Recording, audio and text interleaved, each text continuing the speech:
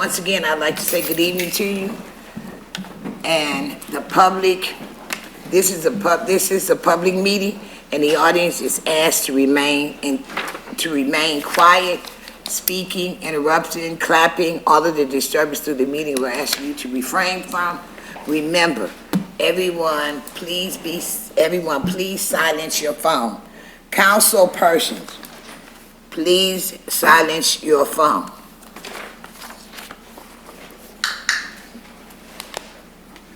Madam Clerk. Okay, I'd like to do a roll call for Yes, the record.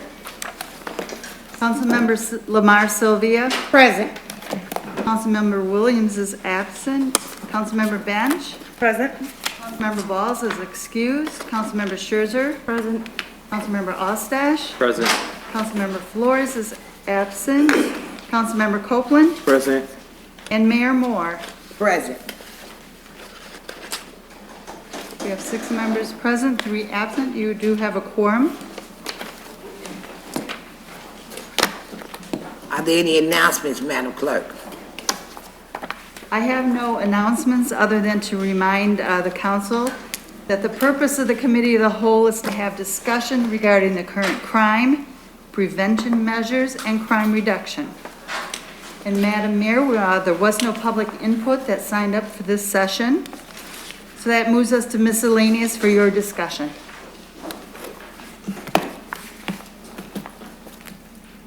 The meeting was called by Councilwoman Scherzer. So I need direction.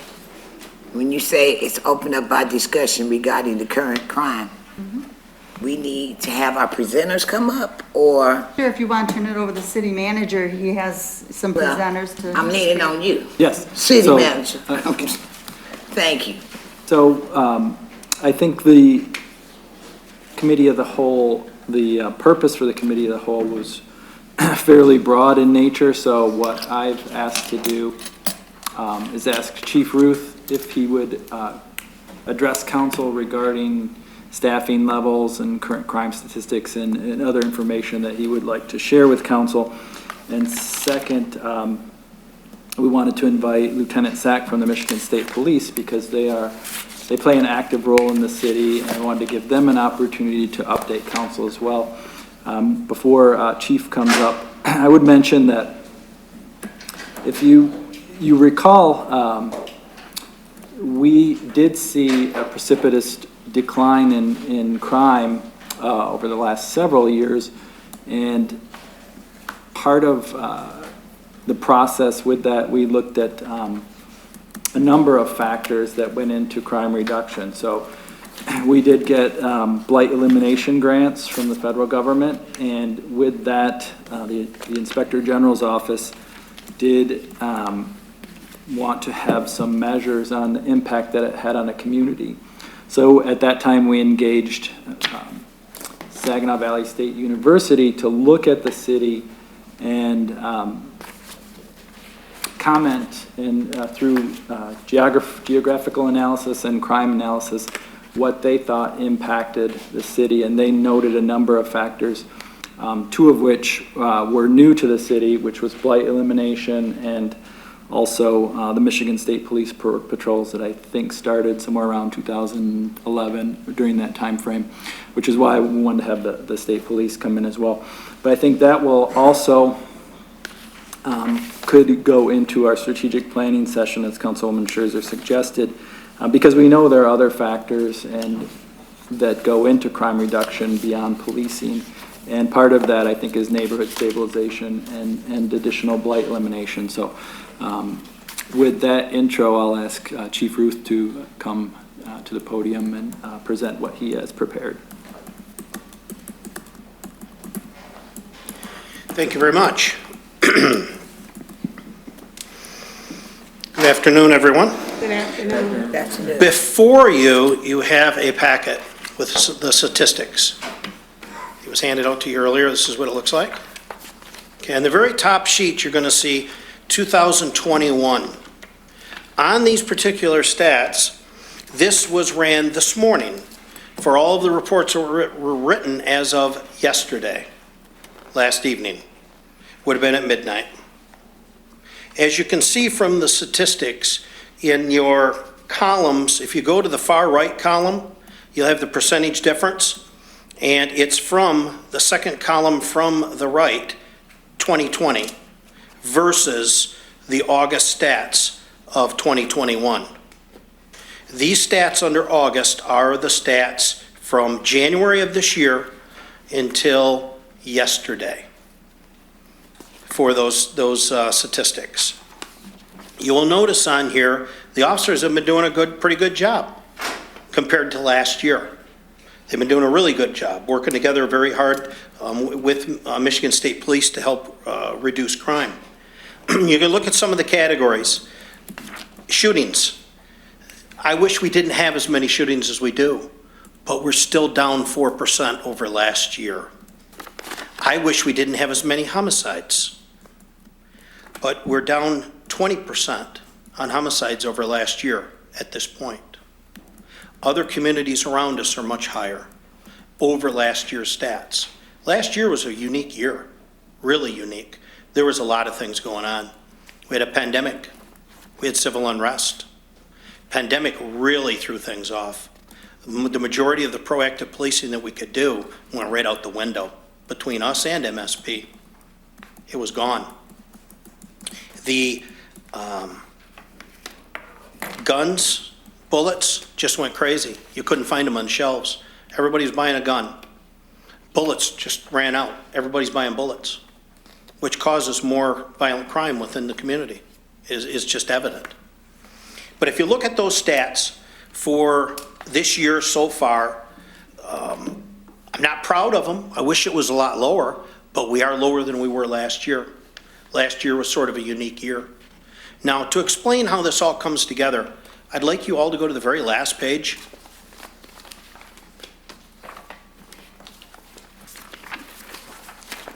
It's the Saginaw County 911 Communications Authority, 911 calls. You'll notice about midway down the page there, you see a yellow highlight. That's the call volume for the City of Saginaw Police Department. You can see in 2008, 69,000 calls. Last year in 2020, 46,709 calls. That's just for us, for the Saginaw Police Department. That's a lot of calls for one department to handle. The unique thing about this is we can sort of go through the process here of over the years. In the year 2000, we had 155 officers at the police department. 155. The defunding started coming about 2009, 2010 when GM started pulling out. We lost officers all through that process. Every single year, negative on officers that were leaving to go to other departments. Some got laid off through that process because of funding. We got down to about the beginning of 2012, and at that point we had 93 officers at the department in the beginning of 2012. The big funding crunch came to us in 2013 on July 1st. On that date, our department went down because of their loss of revenue sharing and the loss of a tax base. Our department went down to 55 officers on July 1st, 2013. That's a reduction, major. Between July 1st of 13 and September of 14, September of 14 is when I took over as a chief. When I took over as a chief, our manpower was 55. We had 37 sworn officers that could work the city, me being one of them. Our numbers were extremely low, extremely low. Now you can go back later yourself and look through the stats, and I gave you statistics from the beginning of 2012 until yesterday. You can go back and look at those yourself and you will see the reduction of crime that has taken place over that time. During this period, because our department was so decimated, the Michigan State Police had to come in through the secure cities, as they did in Pontiac, Detroit, and Flint. They came here to Saginaw to help too, because the main reason is our revenue sharing was taken away from us. It was gone. So our numbers were depleted. By 2015, 2016, we got our numbers back up to 60. At one point, we're up to 62 with a grant that we had to work in the schools. That grant, due to the pandemic, went away. We didn't qualify for it any longer last year, so that grant is gone. Maybe in the future, we can qualify again for that, and hopefully get the funding back for 2 more officers to work in the schools. But at this point in time, we're down to 60 officers. That's our manpower, including me. At this point in time, we have 48 officers that can work full duty. Now, when I say able to work full duty, we have a few officers that are on injury. We have a few more officers that are in a field training program right now. We actually have 3 in the program. They should be getting out of the program and be able to work full duty anywhere between 2 and 4 weeks. They should be out to help a little bit. We have our Delta College Police Academy that started today. I wanted to put 7 people in. We ended up with 6 today. One of them had some issues that they couldn't get resolved, so we are going to put him in the January Academy, January of 22. So at this time today, we have a manpower of 60. We have 60 positions filled, and we have 48 positions that are able to work full duty. Now, in a week and a half, we have another officer that has resigned that is going to go to work in another department. Just so you know that. On September 15th and 16th, I have applications that I went through last week, and we are going to begin interviewing 18 people over those 2 days that are either certified or want to go to the academy to become certified. And we're going to do those interviews on September 15th and 16th. That is just pre-planning ahead. The people that started the academy today, we started working on that process back in February and March of this year to get them ready to go to the academy. During that period of time, we hired a few people that were certified too. And my hopes is that we can hire a few more in the interim. Our positions are full at this particular point in time. Next week, I'll have 1 opening. Hopefully we can fill that with somebody that's certified that wants to come here, that applied to come here from another city. The city manager was good enough to allow me to hire 3 additional people. We have 3 people that we know are going to retire in next year. One in March or April, and another one in August, and one in early September. I can hire those people now to put them in the academy to train them so that they're ready to go once they get out and once the other people retire. And we're hoping that we can get those people into the academy in January. When we get done with the field training program, about next September, they should be ready to go on the road. And hopefully it can be an even switch for a couple of them. And in the interim, hopefully I can hire a few people that are certified. So that is where we stand from a manpower standpoint. As far as the statistics go, I wanted you to see the volume of calls that the officers are taking. They work hard. They're really working hard out there to make it happen. And you look at the stats. Those stats are pretty darn good compared to some other communities around us. When you listen to the news, you get a lot of negativity. But they're not as bad as some other areas in Michigan. And if you look all throughout the country, across the United States, violent crime is up. It's up everywhere. So I'm pretty proud of our officers, and they're working hard to keep that violence down. Now, the mayor, city manager, and I met with representatives from the governor's office a few weeks ago. One of the things that we talked about was a retention program for the officers to try to keep the officers in the inner cities. The Detroit, Flint, Saginaw, Pontiac. Everybody's experiencing the same problems. We need to keep the officers here. So I'm very happy to hear that at least the governor put a program together for law enforcement. She announced it last week, for investing in law enforcement. I hope that we can utilize that program here to help us out. I really do. It would be great for retention, and it would also be great to increase the size of our department. We can do so much more if we had more police officers. We really could. But it's the revenue. We got to have that revenue. And if we could find a way to get more revenue into this city, whether it be revenue sharing or a tax base or any type of funding that we can get, we could increase the size of the department. When we increase the size of the department, we can take care of quality of life issues within the neighborhoods more. We can take care of the traffic with the speeding of the cars. You know it as well as I do. There's cars running all around this city speeding. They don't have license plates on, which has really given us, they're just putting themselves out there to be pulled over. You don't have a license plate on your car, we're going to pull you over. That's it in a nutshell for what I have. If anybody's got any questions, I can answer those, or we could bring up MSP and then we can answer questions after that. It's up to you. I think I saw his first. Councilman Copeland. Thank you. Thank you for the statistics. Thank you for the numbers.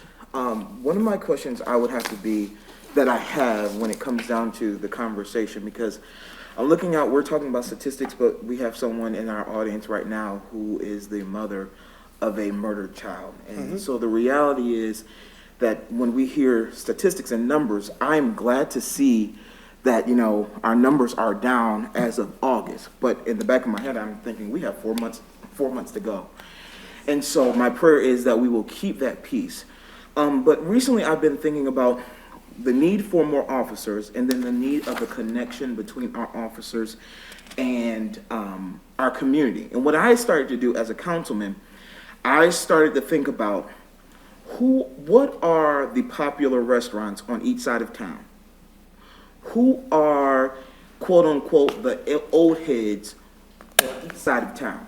Because the reality is, and by old heads, what I mean are, who are those within those communities that have been there the longest, who have the respect and the rapport of the next generation?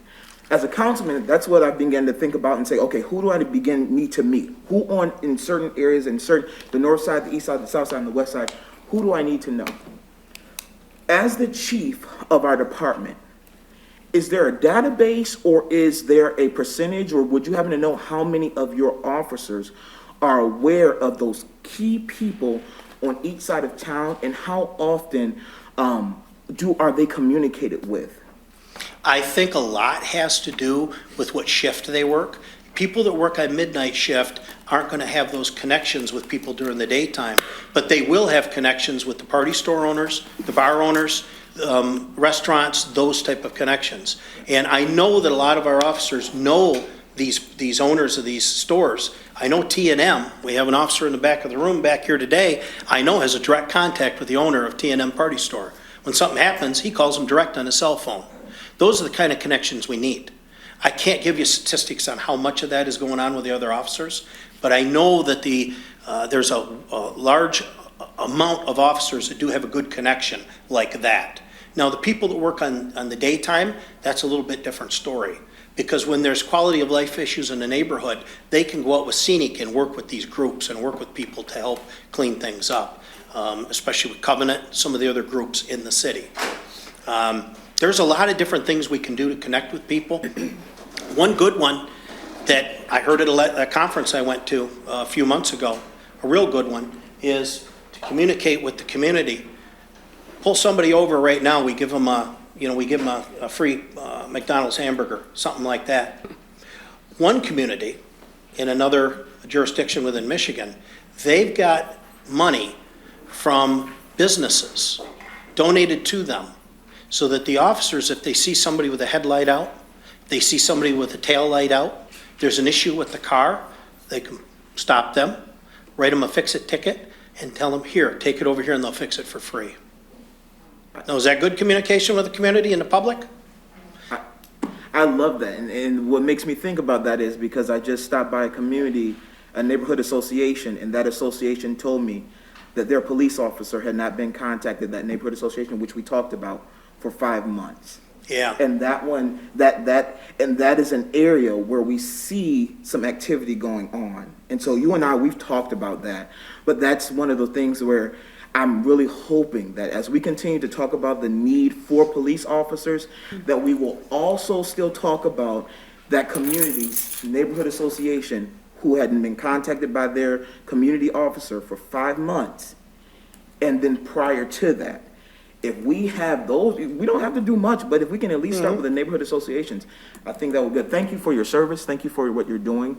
Thank you to our officers who are serving in our community. It is stressed. Yesterday, I saw some officers trying to get breakfast, and while they were trying to get their little bacon and eggs, they got called out. The whole table had to leave. Happens a lot. And then it happened. So I appreciate you for your service, but I do want to just share that with what's on my heart as well. Thank you. Yes, I have addressed that issue with the watch commander, and hopefully it's resolved for the future.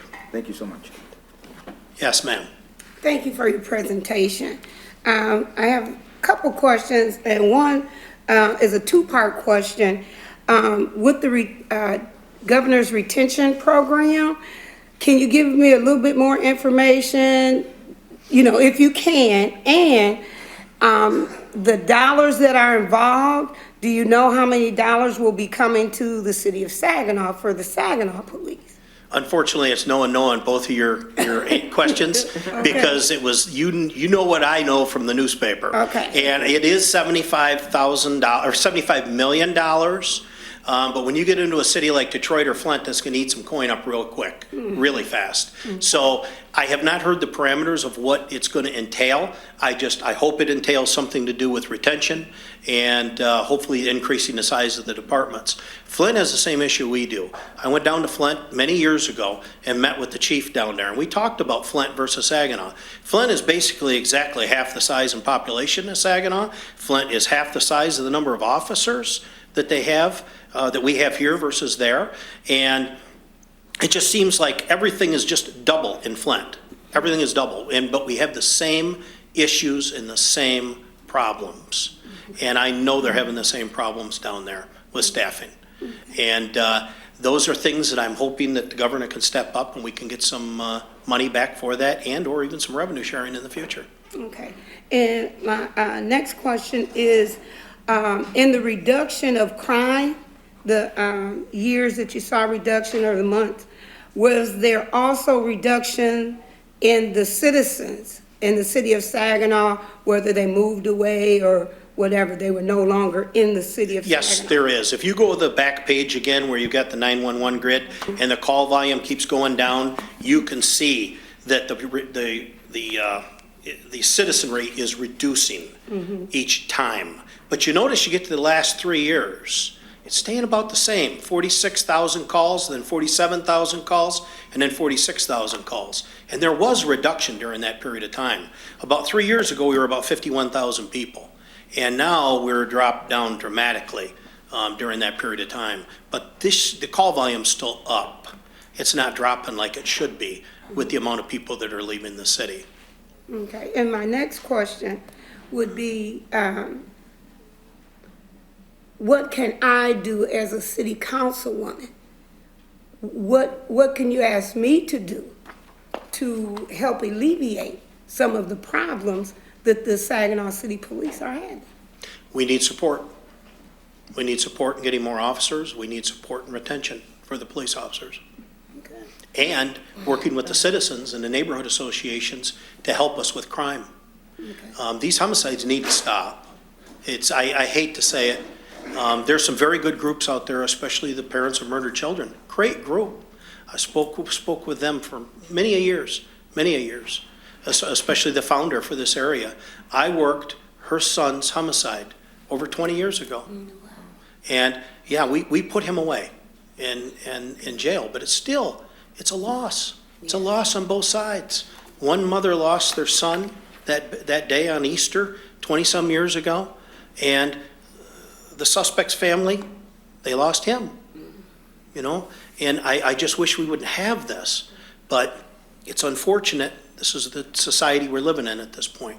There's a lot of education that's got to be done in the community. Kids have to learn that picking up guns is not the way to resolve problems. They have to learn to talk it out. Okay, and my last question, hopefully, is that are we looking, actively looking, and I don't know if this would be addressed to you or the city manager, but I'll put it out there, actively looking for grants and monies to help resolve some of this issue? Well, we're always looking at grants, and just maybe some new council members don't know, but through meeting with Covenant, I met with Covenant's CFO and their finance director, and Covenant pays for, I believe, four police officers. Oh, okay. So that came through my meeting with Mr. Elbasta, who's the CFO at Covenant, and then bringing Chief in later. At first, I think they did either 2 or 3 officers, and then they added a K-9. So Covenant pays full amount for those officers. And we're always looking for grants, and you know, there are other opportunities where potentially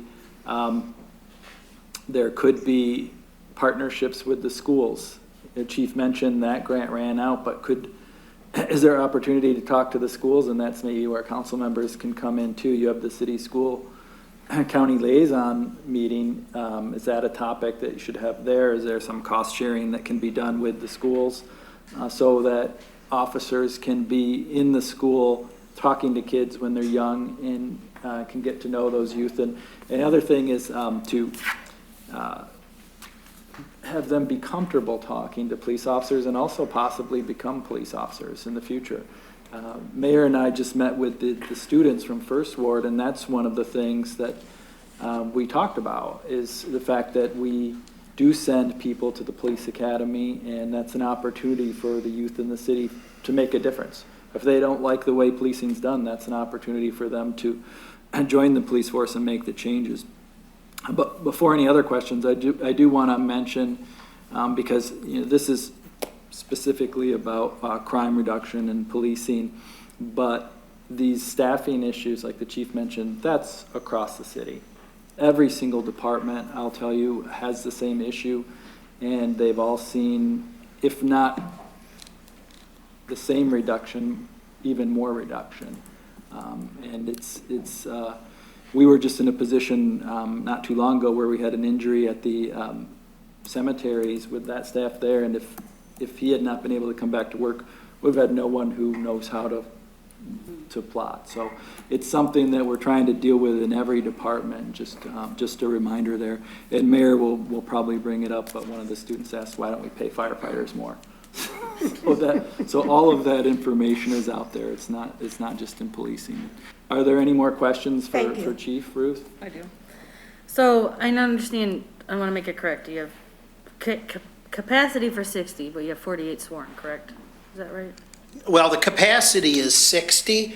We have more than 48 sworn. It's just there's a few that's on disability right now and injury leave. 48 And active. in the academy, yeah, the 3 that are in the FTO program, our field training program, they're sworn in already. Okay. They just can't work on their own for another 2 to 4 weeks. Okay. The ones in the academy are not sworn in because they can't get sworn in until they're certified by the academy and the state. Okay. So, and I appreciate your statistics, but also your very transparent conversation about, especially around retention of officers, because my question is, and I understand the manager just shared that, you know, everyone's having issues with retention, and or keeping people, or even just hiring people that can fill positions. But for us, have we looked at why officers are leaving? Like, are there exit interviews, or are there surveys? Because I'm sure it'll identify some things that we could work on internally, but also have a better understanding of what can we do to make it for the officers that are leaving, or people thinking of leaving, to want to stay. Yes, there is exit interviews that are done. The majority of the reason that people are leaving are threefold: pay, raises, or not raises, pay, healthcare, retiree healthcare, because we have healthcare when you're working, and retirement. Those are 3 of the main reasons. Others leave because they want to go to a different city. They don't like working in this environment in the city. There's a multitude of reasons. So, is there anything that we can do to address, to review the exit interviews and hopefully, talk to the officers, or something that we can do internally that can identify or address and hopefully retain them? Well, I Because think, we're going to have to, rely on that program that Chief mentioned from the state of Michigan for assistance and retention. And he's accurate that I haven't seen any plans released by the governor, but 2 of the items that Chief mentioned, the retiree healthcare and the retirement, Those are two reasons why we don't have more employees right now. Right. Because those OPEB costs that we have, retiree healthcare, other post-employment benefits, and the pension for the general fund are really decimating it. And we're probably over 12 or 13 million dollars in the $35 million general fund go to OPEB, actually pension, and OPEB is additional. So those items, retiree healthcare and the pension system, are both in our plan that we submitted to the state of Michigan Treasury, because our OPEB is not funded and our pension isn't funded at a level that meets the Public Act requirement. So we've made a commitment to the state of Michigan to not have pensions, a regular pension system like our old pension system, and retiree healthcare like we used to have. We do have a hybrid system right now, which is similar to what a lot of other departments have.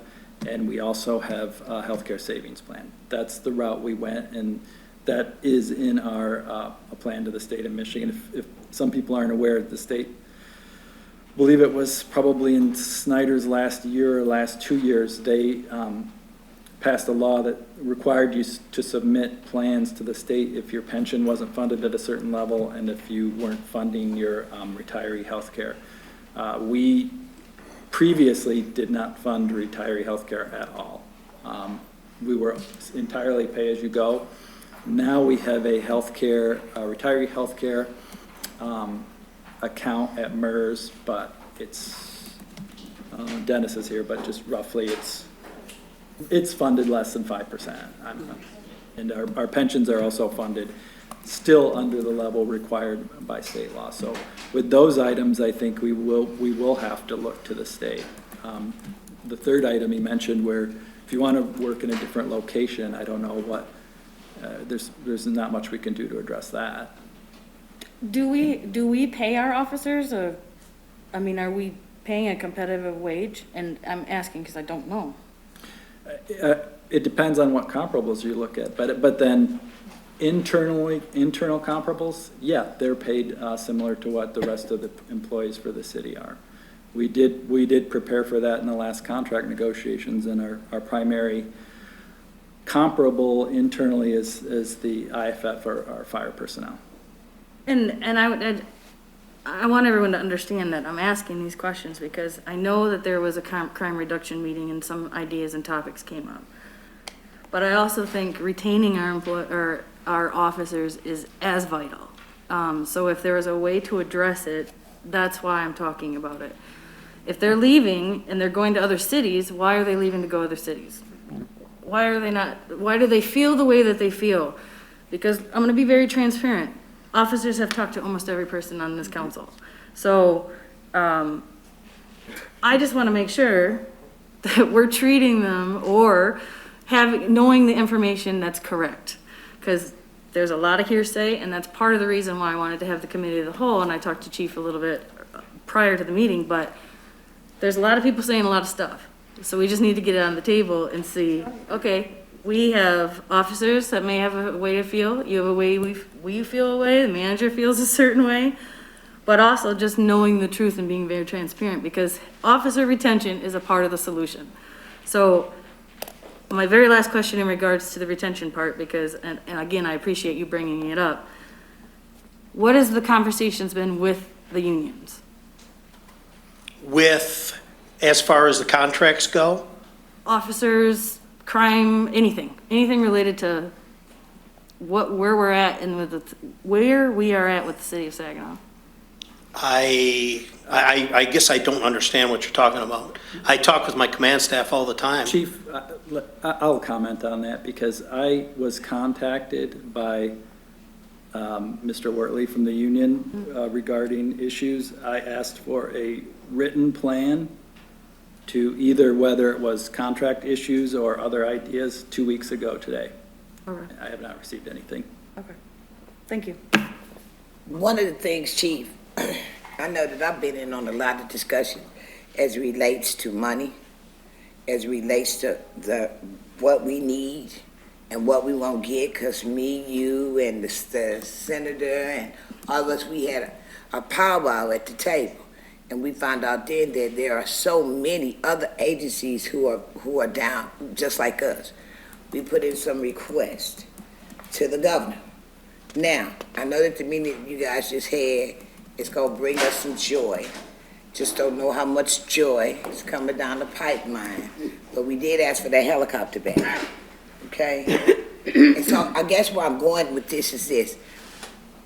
I hear, just like everybody else hears, and the thing that we need to do, Councilwoman Scherzer is right, transparency is going to be a key for us.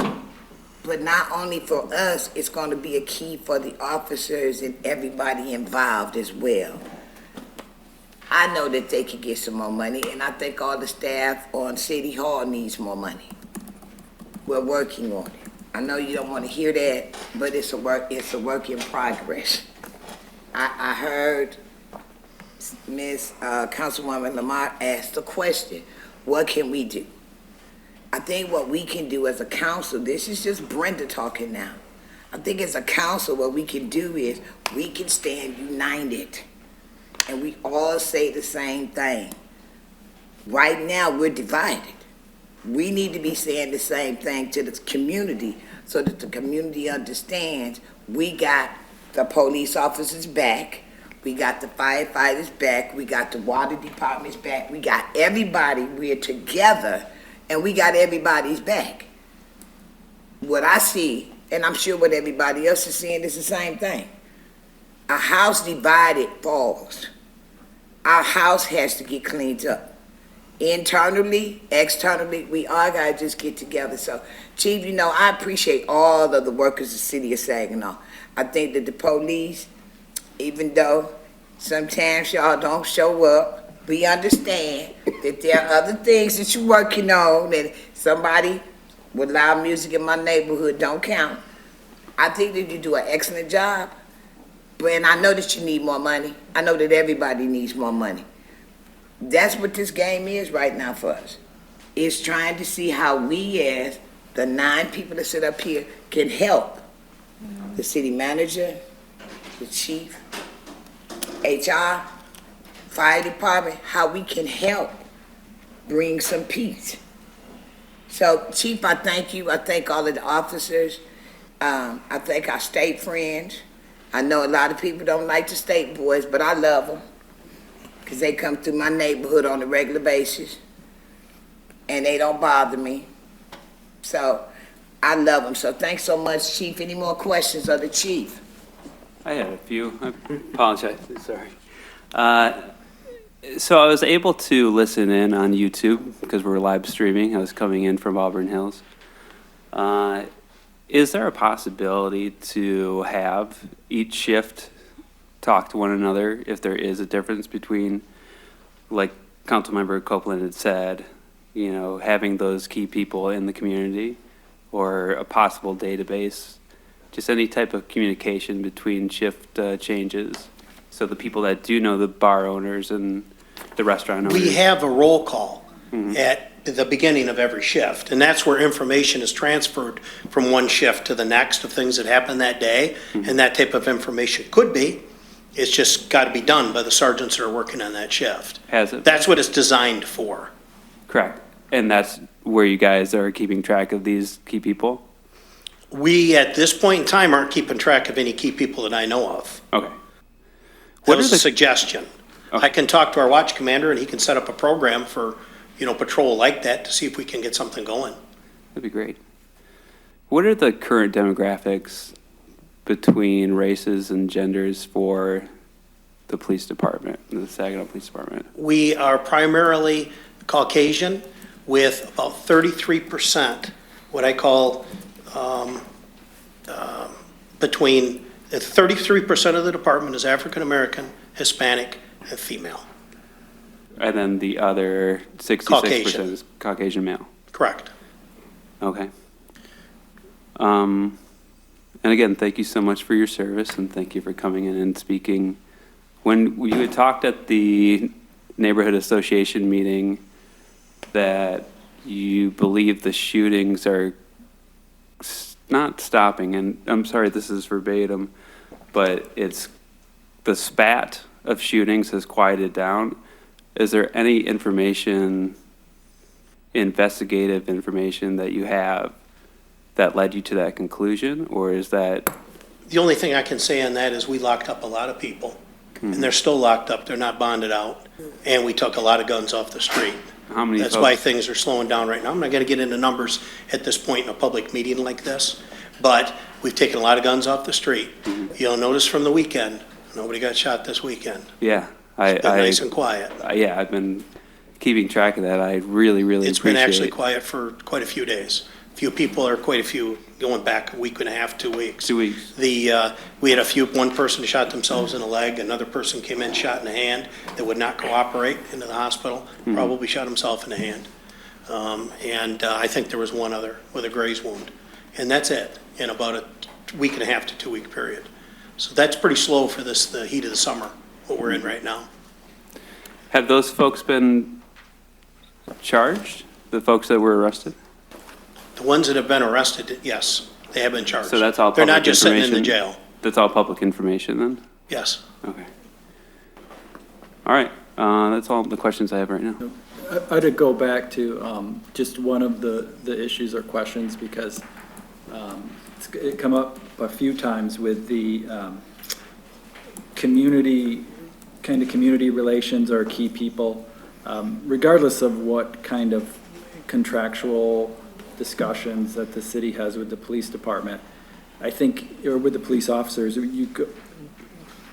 if there is a limitation to that contact, it is because of the number of officers we have. Because if you look at the call volume that Chief shared, our officers are going from call to call to call primarily, and they don't necessarily have as much time as they used to stop into businesses and things like that. You know, that's what we talk about, where sometimes maybe other departments can go into neighborhoods and just stop and talk, but these officers are catching call after call after call, and typically they have multiple calls waiting when they're on a call. So that does limit that ability, which is when we have the quadrants and the community service officers work in those quadrants. They typically are. I know there's incident Councilman Copeland talked about with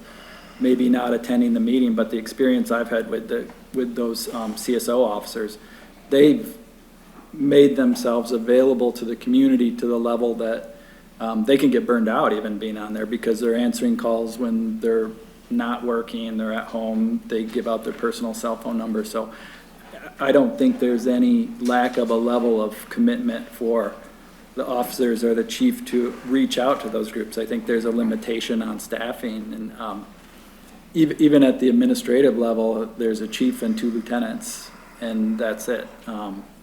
There used to be, going back as long as Chief's been, there was a deputy chief, there were captains, I believe, there were multiple lieutenants, there were probably more sergeants as well. So there has been a reduction, and when you have that reduction, then you can have that reduced amount of contact as well. If you want to add. That is correct. And number one, calls for service. When the officers come into work, there's calls holding. When they go home, there's calls holding for the next shift. Communications within the department, I count on my lieutenants to communicate with the sergeants, and I count on the sergeants to communicate properly with the shifts to get information flowing through the department.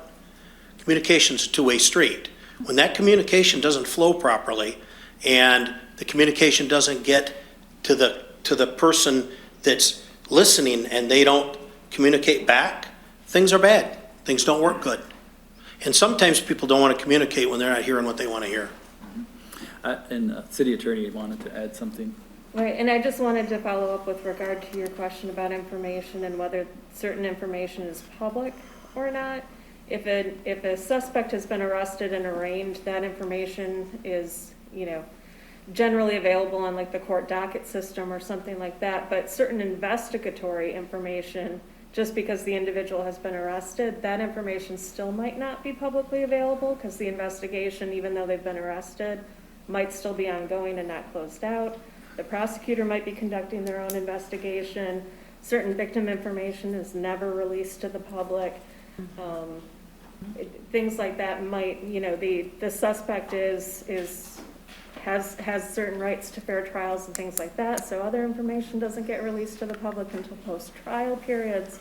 So I just wanted to follow up on that so there wasn't a misunderstanding. It's not all information becomes Yes. generally available to the public upon arrest. Yeah, I didn't have a misunderstanding about that. If people were to, like reporters were to look at the docket, they can have a pretty good understanding of how many people have It been could arrested. if they'd like to. The reason I don't put that information out is I don't want to put anybody's life in jeopardy. Because what's going on here is most of the people, one day you're the victim, the next day you're the suspect. We have different people locked up. We don't want more clashes. And a lot of times when we put that information out, it could jeopardize our investigation that we're continuing on. And that's why I don't put it out. Just simply because I don't want anybody else injured. Great. Any other questions? Yeah, not myself, please. Actually, I don't know if there's so much questions as just comments, but I would really encourage my colleagues, if they haven't had the opportunity already, to speak to the chief about maybe doing a ride-along, because I learned a tremendous amount every single time I've gone on a ride-along. You get the opportunity to sit through roll call, so you see the level of communication that goes on between the different shifts. You see what the officers are dealing with. The most recent ride-along I went on was during the colder months, and I was told it was a slow night. That's how you guys define a slow night. That is not a slow night. I mean, it might be slow in comparison to a Wednesday in the summer, but it was not a slow night. The other thing I would say too, and maybe there's a question there, obviously we know that we've got retention issues, we know that we've got staffing issues across the board, but one thing I hear so much from our citizens is they want the CPO program, they want that strong, robust CPO program, and I think we all do. But what can we do, what can be done to support that? Is that, the way it looks now, is that decided by union contract? Is that something that is just directed by your, internal policy? Because it looks a lot different than it once did. And I say this all to say that when I started on council, we had CPOs that were assigned to specific neighborhood associations, and we changed that to a quadrant system. So each CPO represents more than one neighborhood association and has a much larger physical area of the community to cover. And I think that comes into play with their ability to attend regularly. You might not see them regularly at one, but they might be able to make another, and it depends on the call load and what shift they're on. But is there anything that we can do, the citizens can do, to show their support for our CPO program? And The best thing we can do is understand how busy we are, how short we are on funding. That's the reason why the CPO program changed in the way it's operating now, is because it's the only way we can function. It's the only way. We had a COPS grant. Right. Previously, and I can't remember if it was 5 or 7 officers. I think it was. There were probably- times years ago, we had 25, 30 officers in CPO programs that didn't do anything except CPO work. 2009, I think, is when we had a COPS. That was our new COPS grant, and it was, I think it was 5. I want to say there were 5, and then so we had our 3 or 4 that we had funded partially through block grant and partially through general fund. The COPS program requires you to, it's a grant for 4 years, and the 5th year is a retention. The city couldn't afford to keep the 5th year, and we got a waiver from COPS. But potentially there are those, I don't know if they've offered COPS grants in a while, but you are supposed to be able to retain them after that grant period, and having done that, gone through that once and telling the Department of Justice that you can't, I don't know if we're likely to be funded for something like that again. But we do continue to fund it, and the council has supported the CDBG funds for the officers we have now, the quadrant officers. Thank you. I think Councilman Ostash. Yeah, just questions and comments. And just a reminder for everybody that's watching too, we were talking about staffing levels in the police department. We do have a police and firefighters millage, so that millage, without pulling out the budget right now, is around $13–14 million that's funding all of these public servants. And that was very important for us to get that back last year, so thank you to the city of Saginaw for voting that in.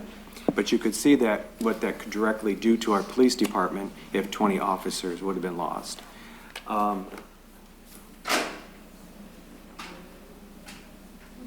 We were talking about retention, and you were talking about the governor, and she just passed the $75 million. I believe, if I read that, because I read that article, I thought that was ARPA funds.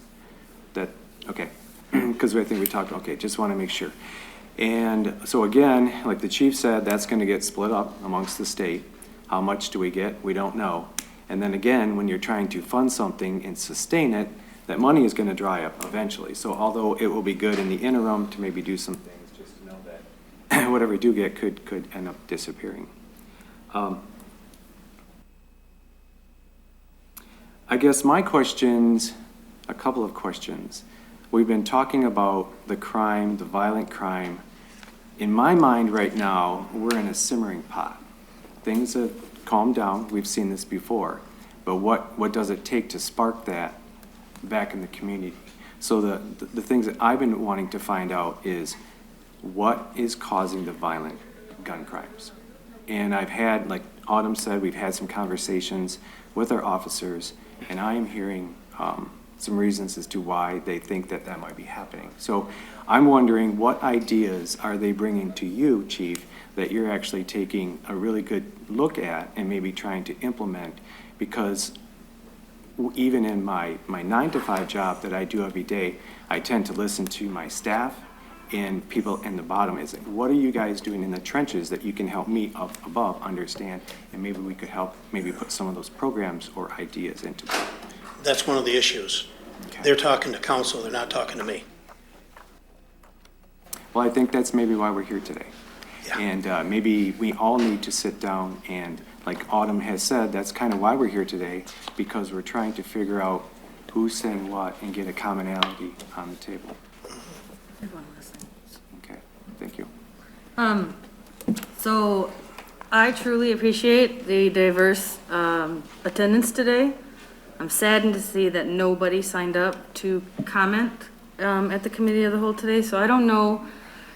And with that being said, your voice is as important as anybody else at the table, part of city staff. So I don't know if there needs to be, I don't think it's another committee of the whole, but maybe a teletown hall where we can invite the community to come out and to speak to us, to have a dialogue and conversation, because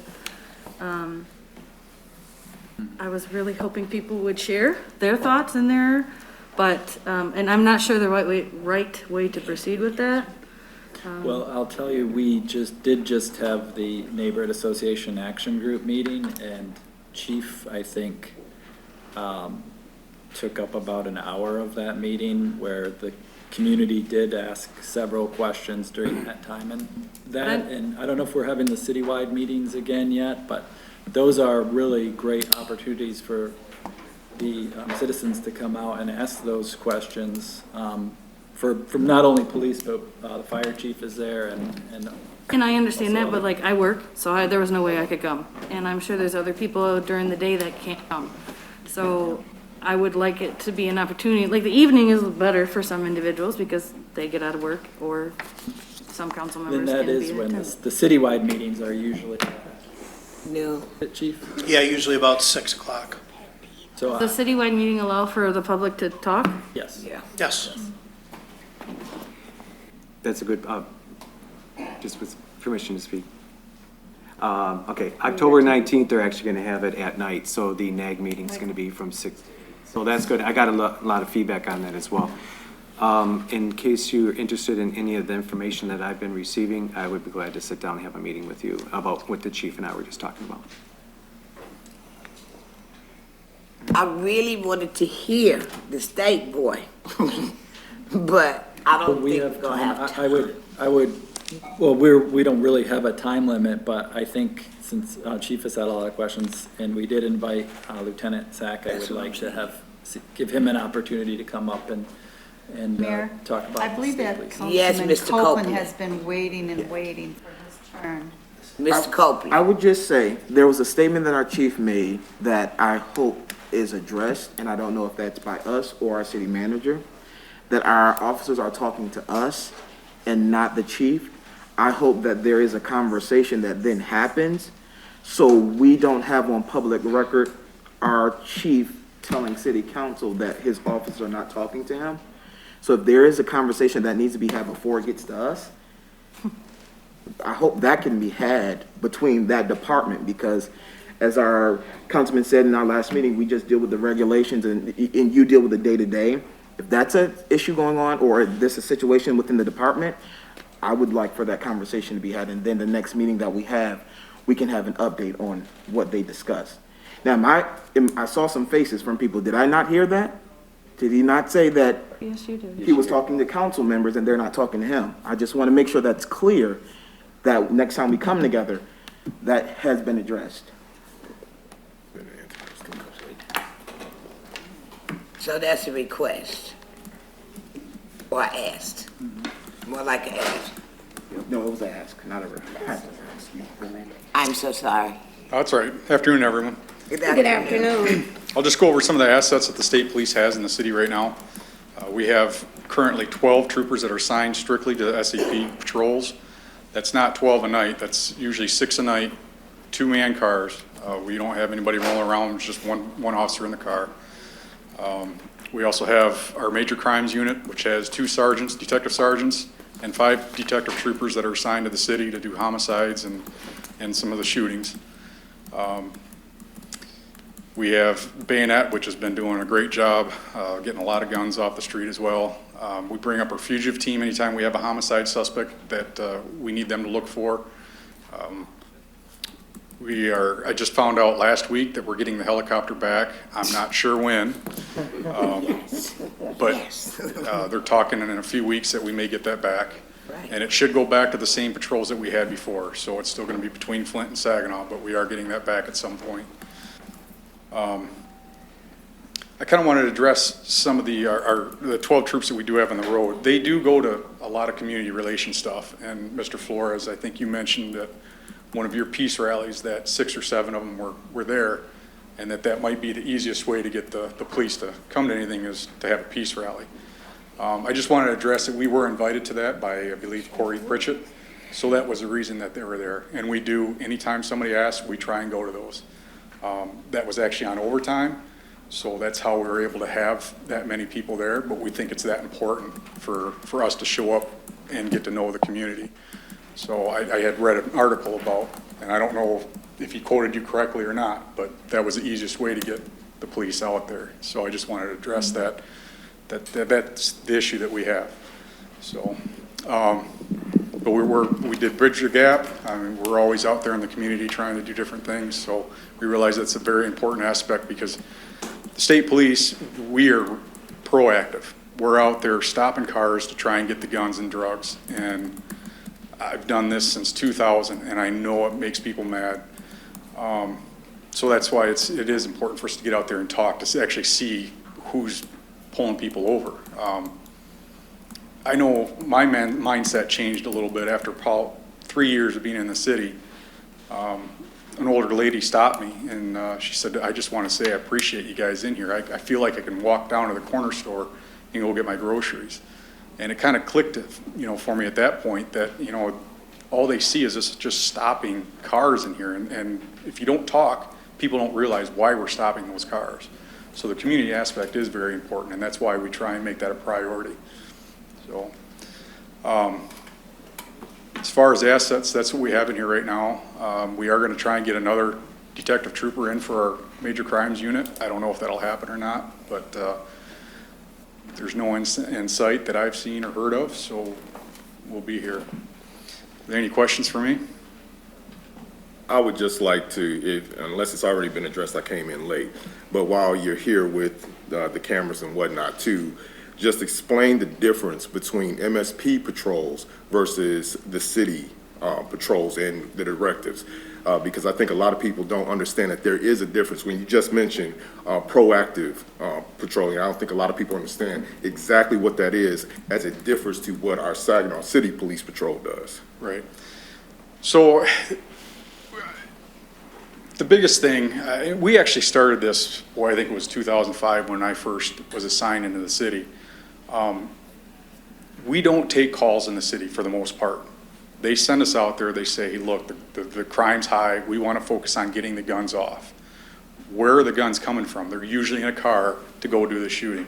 So we focus on those traffic stops. We try and see who's carrying at a liquor store. We try and focus on the guns and drugs, the people that are actually committing these high crime, homicide shootings and all that.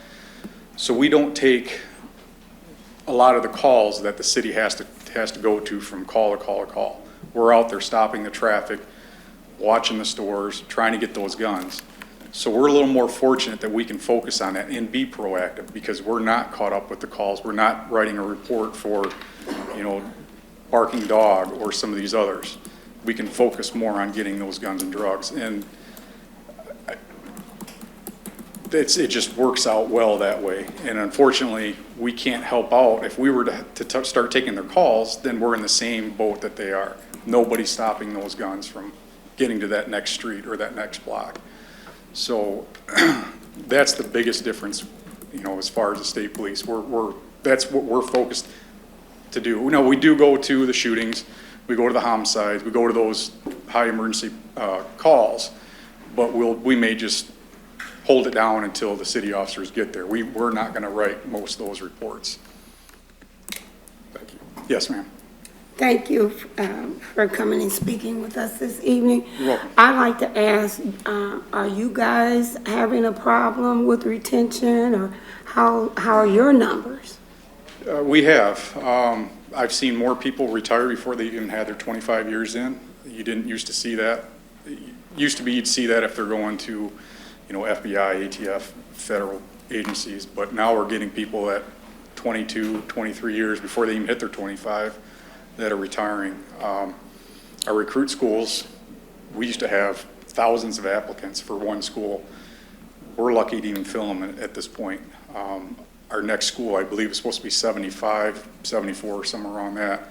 And we don't actually have any extras to backfill that school if they drop out within the first 3 days.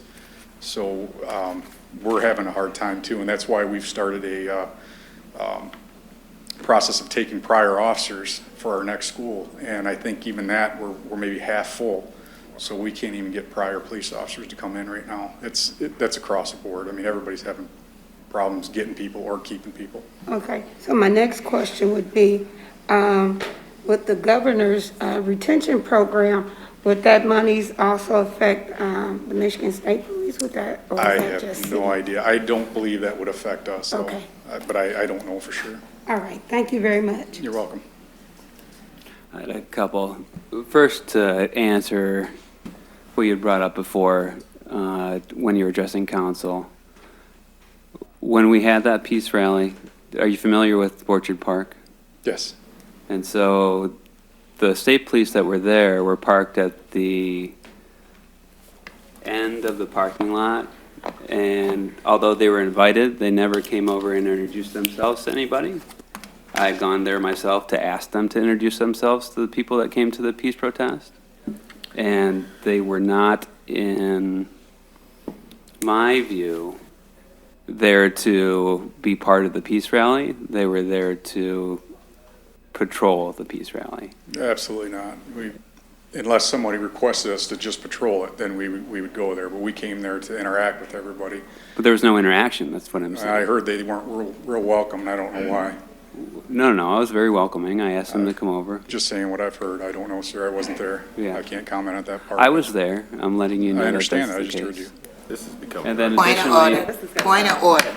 yeah, additionally, how, in terms of traffic stops, how frequently is the task force in communication with those folks that are dealing with traffic stops directly targeted to get guns off the street? Is it just by happenstance that they're pulling folks over? The fugitive team? I guess I don't understand. So there's a network of different departments in the Michigan State Police, correct? Correct. And do any of them coordinate with each other? So instead of doing just regular traffic stops, there is a target that the Michigan State Police have that they are focusing on for X amount of days in terms of surveillance. So there's no dedicated time frame, but if we have a homicide suspect and we call on the fugitive team and say, here's our case. They'll do the write-up, they'll try and find out with whatever means they have, which I can't go over, to locate that suspect. Might take a couple days, might take a couple weeks, might take years, we don't know. But that fugitive team is assigned to that suspect, and then if he needs a patrol car because it might leave a residence that they think he's at, then a patrol car will be assigned. I'm not sure if I'm answering your question, but it may take weeks, I don't. Yeah, I just asked if there was coordination between the fugitive state. Oh, task force. absolutely. Okay. Oh, yeah. And traffic stop. Well, if they need a traffic stop, so our fugitive team, they're all plain clothes. They're not gonna make a traffic stop. So they may call our emergency services team and say, hey, can you ride with us today? Stage down somewhere else. If we get this car moving, we'd like it stopped because our suspect's in it.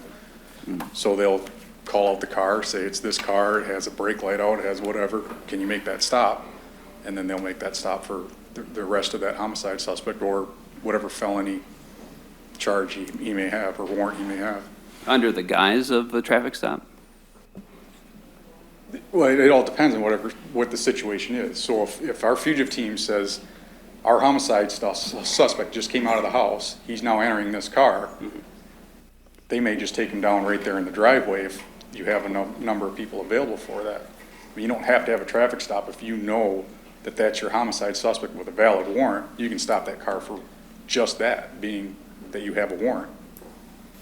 How much community policing does the Michigan State Police be trained in quarterly?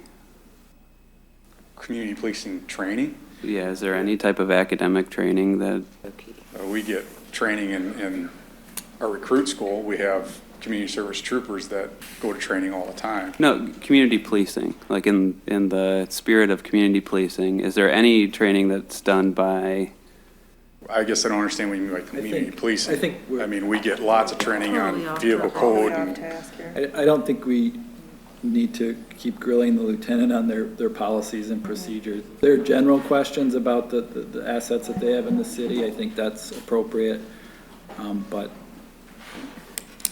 regarding their policies and procedures, that's a little bit beyond what I asked him to come and talk about today. Okay.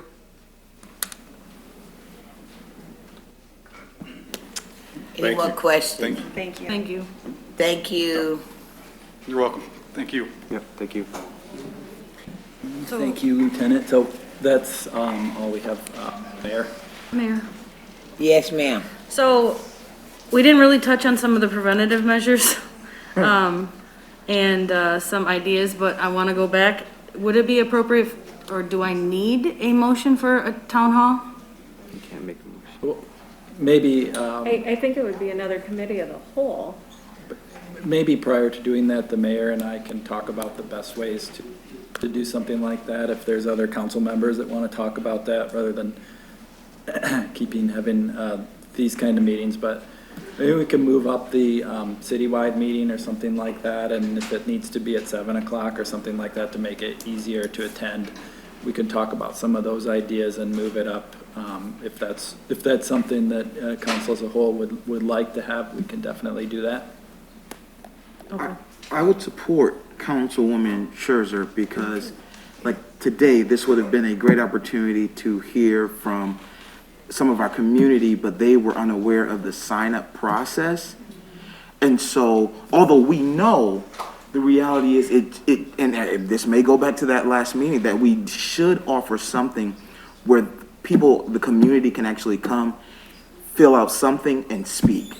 Because I feel bad right now that we have a family who has lost a family member due to this topic that Councilwoman Scherzer asked us to talk about, and they're not going to have an opportunity that, as council members who represent the city that her daughter was murdered in, we can't hear from this mother. So I would support whether a town hall meeting or moving the citywide meeting up. I think that, city manager, I think that me and you can arrange that. Any other council person that might want to be a part, Yes, I please. think we can arrange that. We've had meetings in the past, and we've also talked in the past. The key is that I hear you saying it, but all they gotta do is just say they wanna do it and then get with us and then we do it. So it can happen. It can happen. So many times, the daytime shift works good, but if you work until 5, you can't get there. So that can be arranged.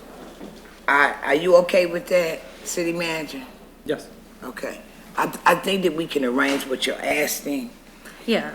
and that's not a problem, so we will work on that ASAP as soon as we can pull it together. Okay. And for the families, that people who came, normally when you do a committee of the whole, you sign up just like you always do. I know you have to sign up by a certain time, right? 6 hours prior to the start of the meeting. supposed to know. Okay, sweetie, we gon' talk. Mayor, it is 6 hours prior to the start of the meeting. Okay. So, we will get together, we will have a session where we can actually talk about stuff, and it will be a community involvement. I hope that council members get involved with the process. Any other questions, concerns?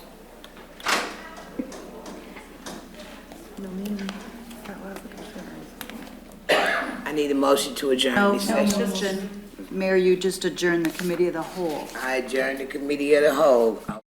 Good evening, everyone. Good evening. We will start off with a prayer and the pledge. The prayer will be led by Councilman Copeland and the prayer by Councilman Ostash. If you don't mind bowing your heads. Kind Father, we thank you for this day. We thank you for this glorious day that you have made. We thank you that you've allowed us, one, to be in this room with the activities of our lungs, breathing on our own without an oxygen tank or a ventilator. We just want to start by saying, first, thank you. Thank you. Thank you for strength today. Father, as you have given us this strength, you've given us strength to come together as a unit, as a city, as a community, as a council, as departments to work towards the greater good of this great city. Father, I thank you that as the truth continues to come forward, that we will work towards a greater truth, the greater truth of Saginaw, Michigan. Lord, we thank you, and we believe in faith. As we continue to work towards a greater Saginaw, we thank you for more businesses. We thank you for homes that are going to be built. We thank you for homes and homeowners that will return to the city of Saginaw. We thank you for support in all of our departments. We thank you that you have strengthened the community and the department and city hall relationship. Lord, we just thank you that even in the frustrations that we have, that we will still give thanks. And as we come together to work on these things that frustrate us, that hurt our heart, that cause us stress or cause us anger, Lord, we ask, oh God, that we just have a heart to serve, a heart to work. That even as we just put our defenses down, but we will have the heart of servitude to work towards a greater good. Those who are in position and those who live in this great city, we believe for a greater tomorrow. We give you all glory, honor, and praise. In Christ's name, amen. Amen. I pledge allegiance to the flag of the United States of America and to the republic for which it stands, one nation, under God, indivisible, with liberty and justice for all.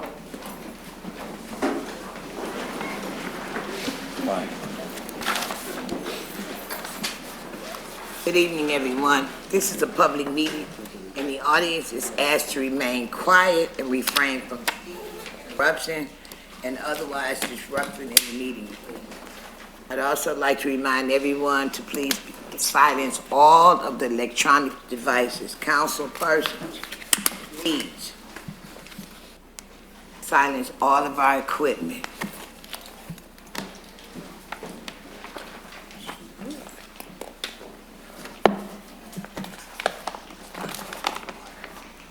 Madam Clerk, can we have roll call, please? Thank you, Mayor. Councilmember Lamar Sylvia. Present. Member Williams. Present. Councilmember Bench. Present. Pro Tem Balls is excused. Councilmember Scherzer. Present. Councilmember Ostash. present. Councilmember Flores. Present. Councilmember Copeland. Present. Mayor Moore. Present. 8 members present and 1 excused. Thank you, ma'am. Do we have any announcements? I do have a few tonight, Mayor. Thank you. Want to remind everyone that a revised agenda has been distributed. The additions of consent agenda items number 21 regarding a purchase with AKT Peerless for $52,286 for hazardous service. Item number 22, purchase with Brody Brothers Excavating for $197,715 for demolition services. And that's all been placed at the council's place setting with those council. And City Hall will be closed on Monday, September 6th for the Labor Day holiday. September 13th regular meeting has been rescheduled to Friday, September 17th. And that meeting will begin at 9:00 a.m. at the Temple Theater. This September 17th meeting includes a strategic planning session. The filing deadline for September 17th public input is Thursday, September 16th at 4:00 p.m. And Mayor, tonight we have recognition that March 31st of 2021 was Cesar Chavez Day. We will have the proclamation, or we will have it read by Councilman Flores. I believe there's a representative here from the American GI there is. Forum. Mr. Rivera. Have Mr. Rivera here. We're lucky. Hello. So the City of Saginaw Proclamation, whereas Cesar E. Chavez, the most important Latino leader in U.S. history, was born on March 31st, 1927 in Yuma, Arizona, to Labrado and Juana Chavez. And whereas young Cesar and his family moved to California following seasonal work after losing both their farm and store in 1937 after depression intensified and years of drought forced thousands off their land. In 1944, Cesar joined the Navy at the age of 17 and served for 2 years. And whereas Cesar Chavez toiled as a migrant farm worker alongside men, women, and children who performed daily back-breaking labor for meager pay in the most deplorable conditions. Cesar Chavez devoted his life to correcting these injustices and to remind us that every job has dignity, every life has value, and every person should have the chance to get ahead. And whereas Cesar Chavez is an American labor leader, co-founded the National Farm Workers Association, also known as UFW, Cesar Chavez became the best-known Latino American civil rights activist and was strongly promoted by the American labor movement. Cesar Chavez led his demonstrations with nonviolence and was instrumental in defending and protecting the rights of farm workers. And whereas 2021 marks the 17th year of the American GI Forum of Saginaw, a veterans organization celebrating and honoring Cesar Chavez. Since 2003, the American GI Forum has upheld his legacy and service, conviction, and principled leadership that serves as an inspiration to all Americans. Now, therefore, it be resolved, I, Brenda F. Moore, Mayor of the City of Saginaw, on behalf of my fellow council members, do hereby recognize that Wednesday, March 31st, 2021 was Cesar Chavez Day in the City of Saginaw, and call upon the citizens of this community to reflect and honor the life of this distinguished leader, veteran, and American. Furthermore, I encourage all citizens in the City of Saginaw to join me from September 15th through October 15th as part of Hispanic Heritage Month, as we celebrate the great contributions of Cesar E. Chavez and other Hispanic Americans in our city, our state, and our nation.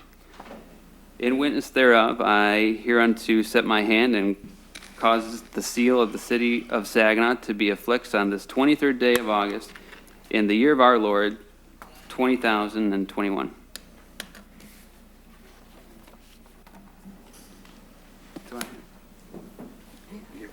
Do you want to go forward? Absolutely.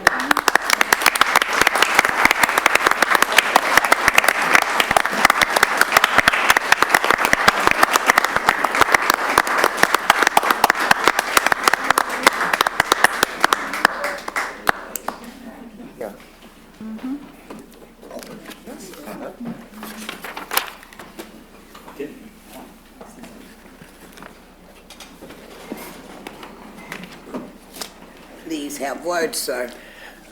Thank you, first of all, Madam Mayor, and to the City Council, City Manager, and the Clerk. As indicated, we normally do this on March 31st, which is a day of recognizing Cesar Chavez throughout the state of Michigan, which was declared by Jennifer Granholm when she was governor of the state of Michigan. Well, 2020 came by, and of course, the COVID hit. 2021, again, we were restricted in terms of having a large gathering.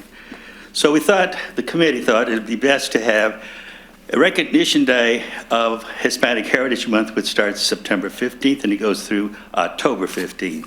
We thought, let's kick it off and continue to have this scholarship luncheon. The scholarship luncheon benefits our Hispanic students that are graduating from high school and those students that are already in college. I just want to add as well, the American GI Forum. First of all, I didn't introduce myself, forgive me. I'm Gilberto Gil Guevara. I'm a United States Army Vietnam veteran. When we first decided to do this 16 years ago, it was very relevant that we recognize Cesar Chavez not only as a farm labor advocate, but also as a veteran. And so we continue to do this, but the benefits is the city of Saginaw, because it's our students that are getting the scholarship. It's our students that are going to college. It's our students that are graduating from college. It's our students that are coming back to Saginaw to work, find jobs, and hopefully sit where you are at. But again, on the behalf of the American GI Forum, its members, we also have a women's chapter. I just want to again thank you, Madam Mayor, City Council, and thank you for the work that you're doing. And we are still in this community since 1958 as an organization. So again, we will do what we have to do in terms of serving our community, in terms of serving the city of Saginaw, and to include the City Council. Again, Madam Mayor, thank you very much. And ladies and gentlemen, thank you also for this recognition and this proclamation. Thank you and have a great day.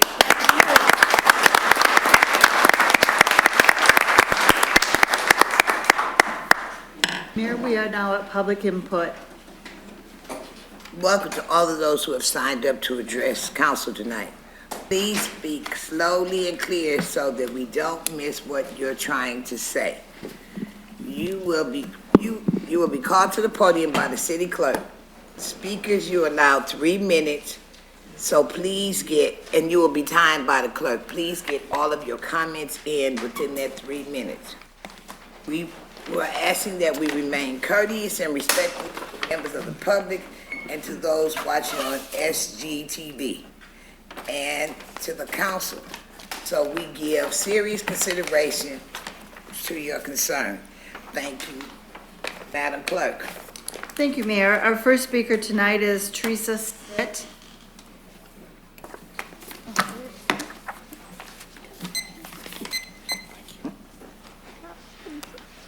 Good evening. Good evening. I'm Teresa Stitt. I live at 3320 East Genesee in the Fairground Neighborhood Association. And it is on the behalf of the Fairground neighborhood that I'm here this evening. I wanted to share with you some of our concerns, and we wanted to bring them directly to you. We gave the members of the Land Bank a list of 17 properties last week. They were overgrown, blighted properties, trash and abandoned houses with squatters. And I want to let you know that Mr. Lind, Mr. Rob Brown from First Ward Community Center and the youth of that area immediately began to help us clean up. So we really appreciate that. We thank you. It is making a huge difference. However, there are 2 major hot spots that is contributing to the demise of our community. One at 2701 East Genesee, 54.4 acres of wasteland overgrown property that we hear is valued at between $400,000 and $500,000. The second one is at 2328 East Genesee, 77 acres of overgrown wasteland that we hear sold for $3.35 million. So that's approximately 120 to 130 acres of bad land in the middle of our community. When we question it, we hear that it is federal government property. We hear that it is private property. But we come to you to say, do not let millionaires and the federal government pollute our neighborhood and bring down the value of our property, especially when there is not one park, sports field, or playground in that neighborhood. Not one grocery store, not one bank, major retailer, and not even a community officer to keep us informed about what is happening in our neighborhood. So we're asking that when you look at the opera dollars and when you look at the city master plan, look at that southeast corner of Saginaw where Fairground neighborhood is. We also want it simple. What we're asking for is rehab housing and development, to remove the blight, to hold those people accountable for abandoning that land and have them develop it so that it may add to the property value of the community. We're asking for a community center or a place where our youth can gather and have recreational, social, and cultural gatherings. See, what it is we truly believe that it was the gracious hand of God that has given this community a gift of $52,000. And what we don't want said is Saginaw received a gift of $52 million and they didn't feed the hungry, they didn't shelter the homeless, and they didn't give alms to the poor. What we're simply saying is we want our community developed so that we can take pride in the place where we live. Thank you. Thank you.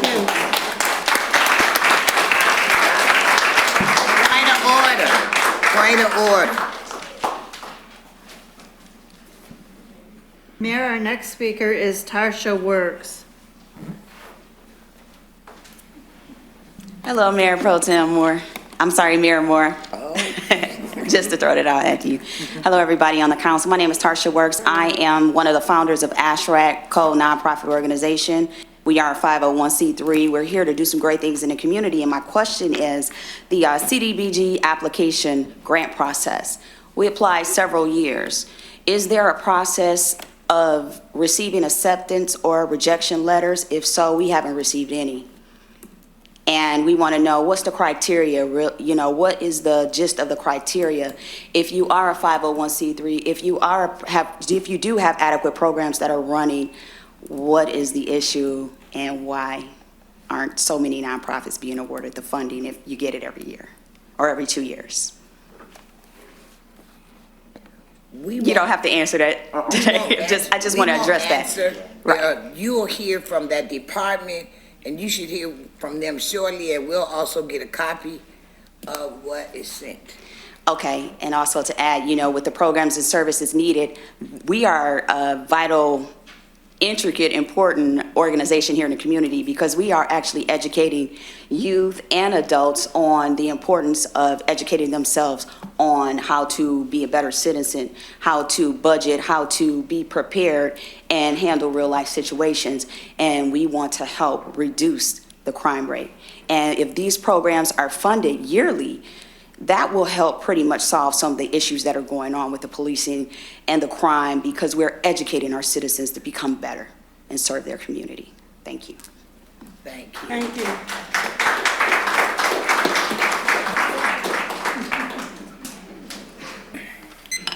Our next speaker, Mayor, is Jean Oliveiras.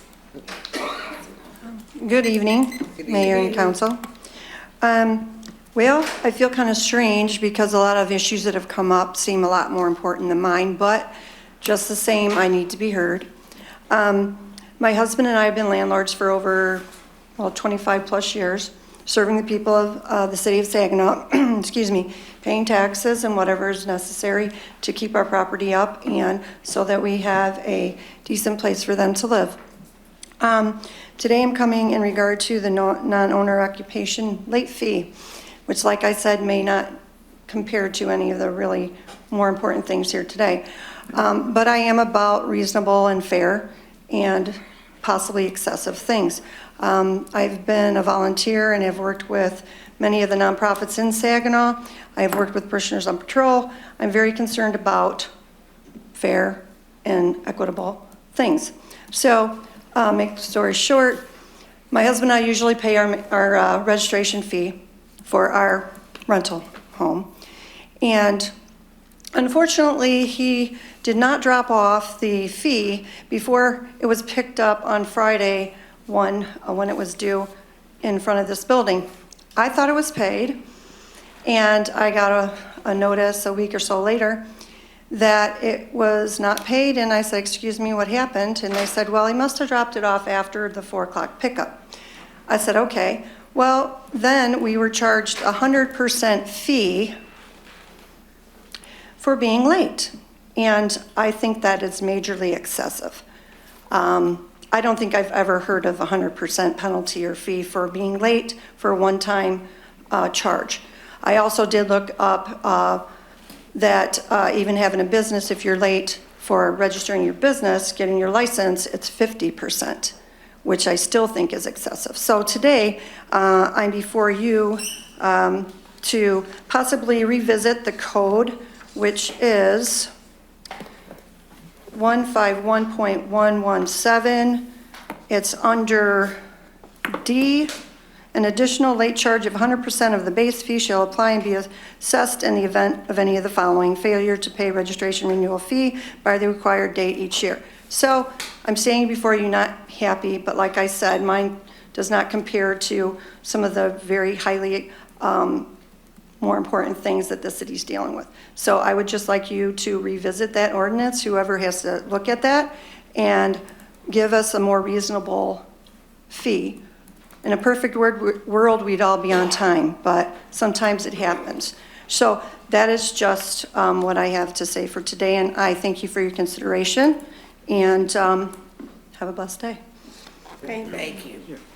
Our next speaker is Nye Clark Young.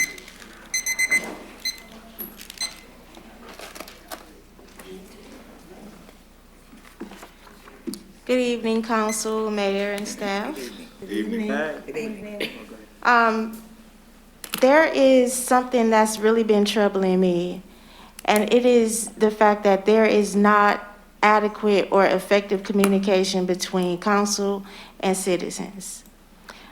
I should be able to come here and address you all as our representatives, and we don't have to agree.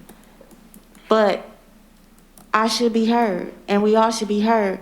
And it shouldn't be where there are comments coming in a tone that you would talk to a child in. That if the job is too much, then you shouldn't be here. We are all here because we care.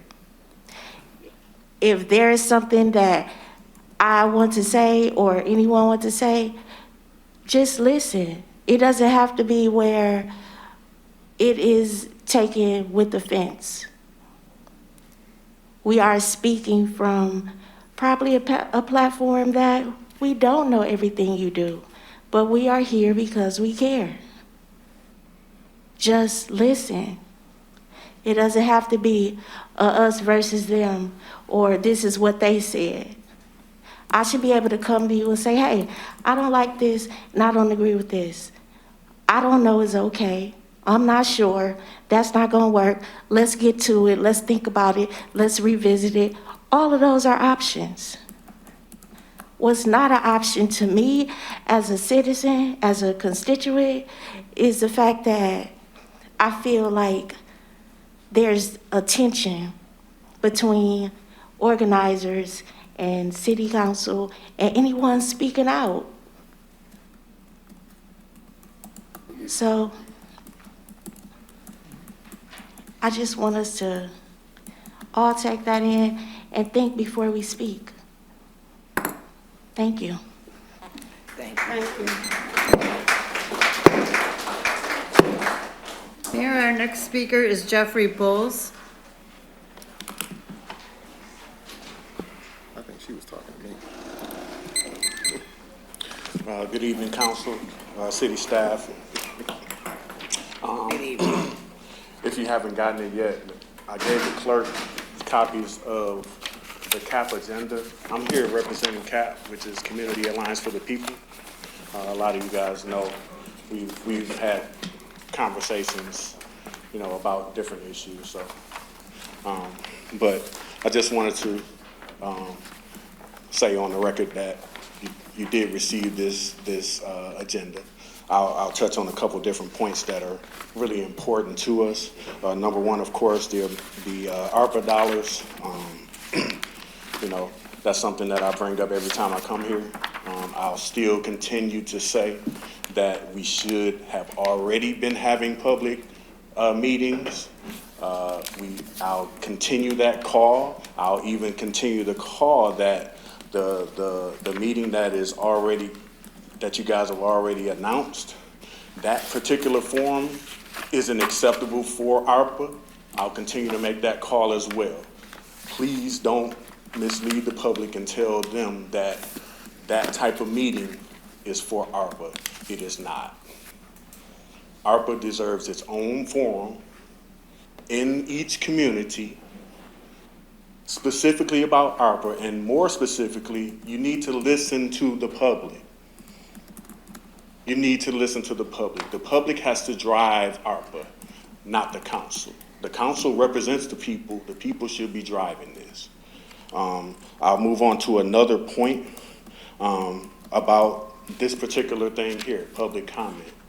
As it stands today, people have 3 minutes to stand up here. That time is insufficient. And we shouldn't get pushed back for wanting more time here. Again, this is a public forum driven by the people. You were elected by the people. You shouldn't get in the way of more time. If we want 5 minutes, if we want 10 minutes up here, you shouldn't be in the way of that. Inconvenience is not an excuse. Make it convenient, because you're supposed to make it convenient for the people to come here. We're the ones that are voting for you. In essence, we hold you accountable. Water shutoffs, we need more clarity on that. We haven't heard anything about it. All we heard was a general, well, we're not shutting people's water off right now. Whatever department is over that, we need more clarity on that. We need dates. You know, are you going to go back to the water shutoffs? Are you not? We need a definitive answer. Garbage collection fees. Those were raised recently. We need clarity on why those were raised. And if so, we need to maybe revisit that. Ojibwe Island. Thank you. Thank you. Thank you. Our next speaker is Carly Rose.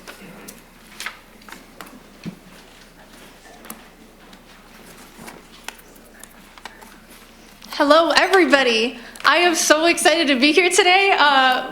I got 52 million reasons to be really excited to be here today, because Saginaw is getting $52 million from the federal government to spend on what the city of Saginaw wants to spend it on, and I am so excited. And the governor just announced today a $2.1 billion plan to spend the state levels, their portion of ARPA dollars, and there's a lot of really great stuff in there that Saginaw can take advantage of. There's stuff in there for small businesses, there's stuff in there for affordable housing, there's stuff in there for neighborhood revitalization programs. So I am really, really, really excited that we have this money, that we have this opportunity, this generational opportunity to make change. The Biden administration, we're passing the jobs plan, we're passing the families plan, we're passing the infrastructure bill, we're doing the reconciliation process. It is an amazing time to be involved in local government. It is an amazing time to be involved in local government. I will say that to everybody here. And I'm really excited for the strategic planning session happening in September, but I don't think that it's adequate for an ARPA discussion. I've been to the last strategic planning session. They go a long time. It's like 4 or 5 hours. It's where all the different committees report out on what they've been doing the past year. I don't think it's good enough to be a dedicated ARPA discussion or have like an open listening forum. I really think that there should be at least one meeting with the public per $1 million that the city is receiving, because $1 million is a lot and $52 million is a lot more. And for the sake of our people here representing nonprofits and neighborhood associations, that ARPA dollars can be used and go directly to 501c3s operating in the city. If we think a 501c3 is doing great work, they can get that money. We can give them that money, as in Saginaw City Council can determine its own application process and have those 501c3s come and meet with City Council directly and determine which of those community organizations can get those funds. In addition to that, in addition to that, there are so many ways that Saginaw City can justify their own spending. If you write a report, if you show the data, if you say, this is how many of our residents want to spend money on youth programs, you can spend that money on youth programs. And while this process happens at the state government and the federal government level, I urge you to use some of these ARPA dollars that we have now to hire specific dedicated liaisons to apply for this grant money. We have a Republican legislature. A lot of it's going to come down to competitive grants. And if Saginaw is not applying for these competitive grants early, if we're not doing the data work right now to collect what residents want and hearing from our citizens and getting that survey data, we might not be able to fight for those grants on the level that other communities will be, because they are holding these meetings and they are collecting that data. So there are, again, 52 million reasons to be really excited for our community's future. And with all of the problems and with all of the suffering going on in our community, especially this year, especially now, especially here being heard in this chamber just before this meeting, I really want to take time and I really want to clearly address the very real issues in our community and address them from a place where we have 52 million solutions. So thank you so much. Thank you. Thank you. Sorry, thank you. Our next speaker is Matthew Karpus.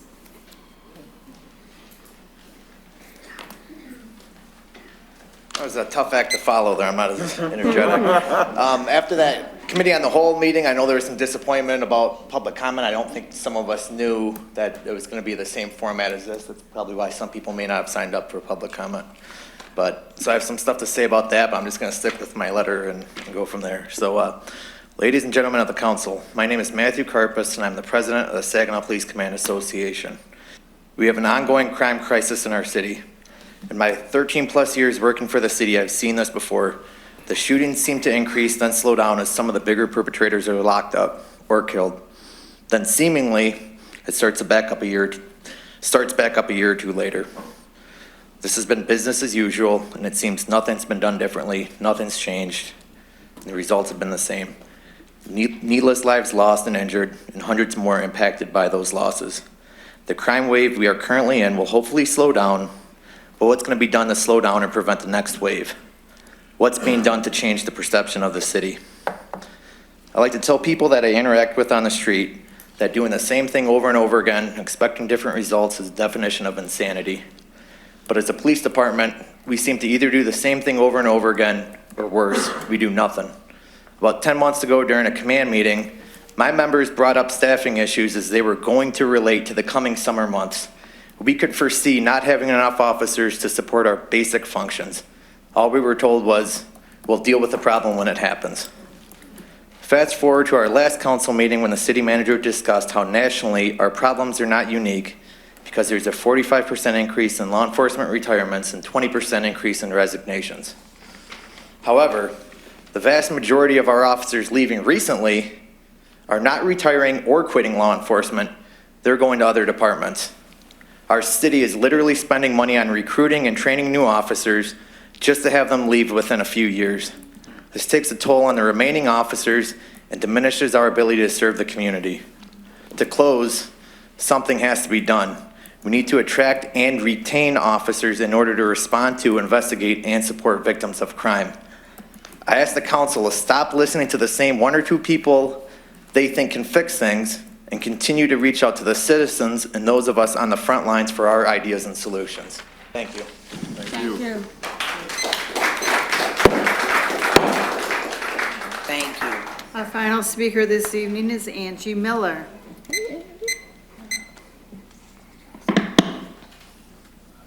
I have to have my stopwatch ready. Good evening, everyone. My name is Angie Miller. I'm the president of the Mid-Michigan Area Labor Council, and I'm here this evening to let you know about a couple of things that we're working on. On September 18th, we will be building ramps on residents' homes in Saginaw County.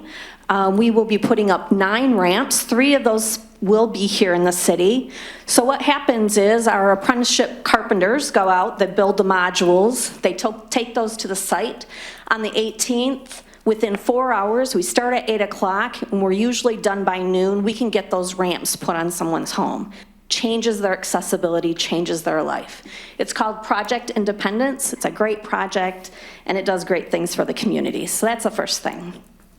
The second thing, on Tuesday, August 31st, at the Saginaw Art Museum, between 5 and 7:30, we will be holding a Labor Day picnic, where we will celebrate Labor Day and recognize those essential workers in our community. This is for labor, for allies, for the entire community, and it's free, so I hope everyone will come out. So, just something to think about when it comes to Labor Day. Labor is who built this country. When you think about the history of this community, without labor, the land's never cleared. A tree doesn't become lumber. That lumber doesn't become a factory. The factory never produces an automobile, and that automobile never goes down the road. We wake the country up. We put her to bed at night. And when there's a pandemic, we continue to go to work and make sure that the citizens of the city, our county, our country are okay. So we ask that you show up on August 31st and join us as we celebrate our workers and our essential workers. Thank you so much. Thank you. Thank you. 2 minutes, 13 seconds, I'm good.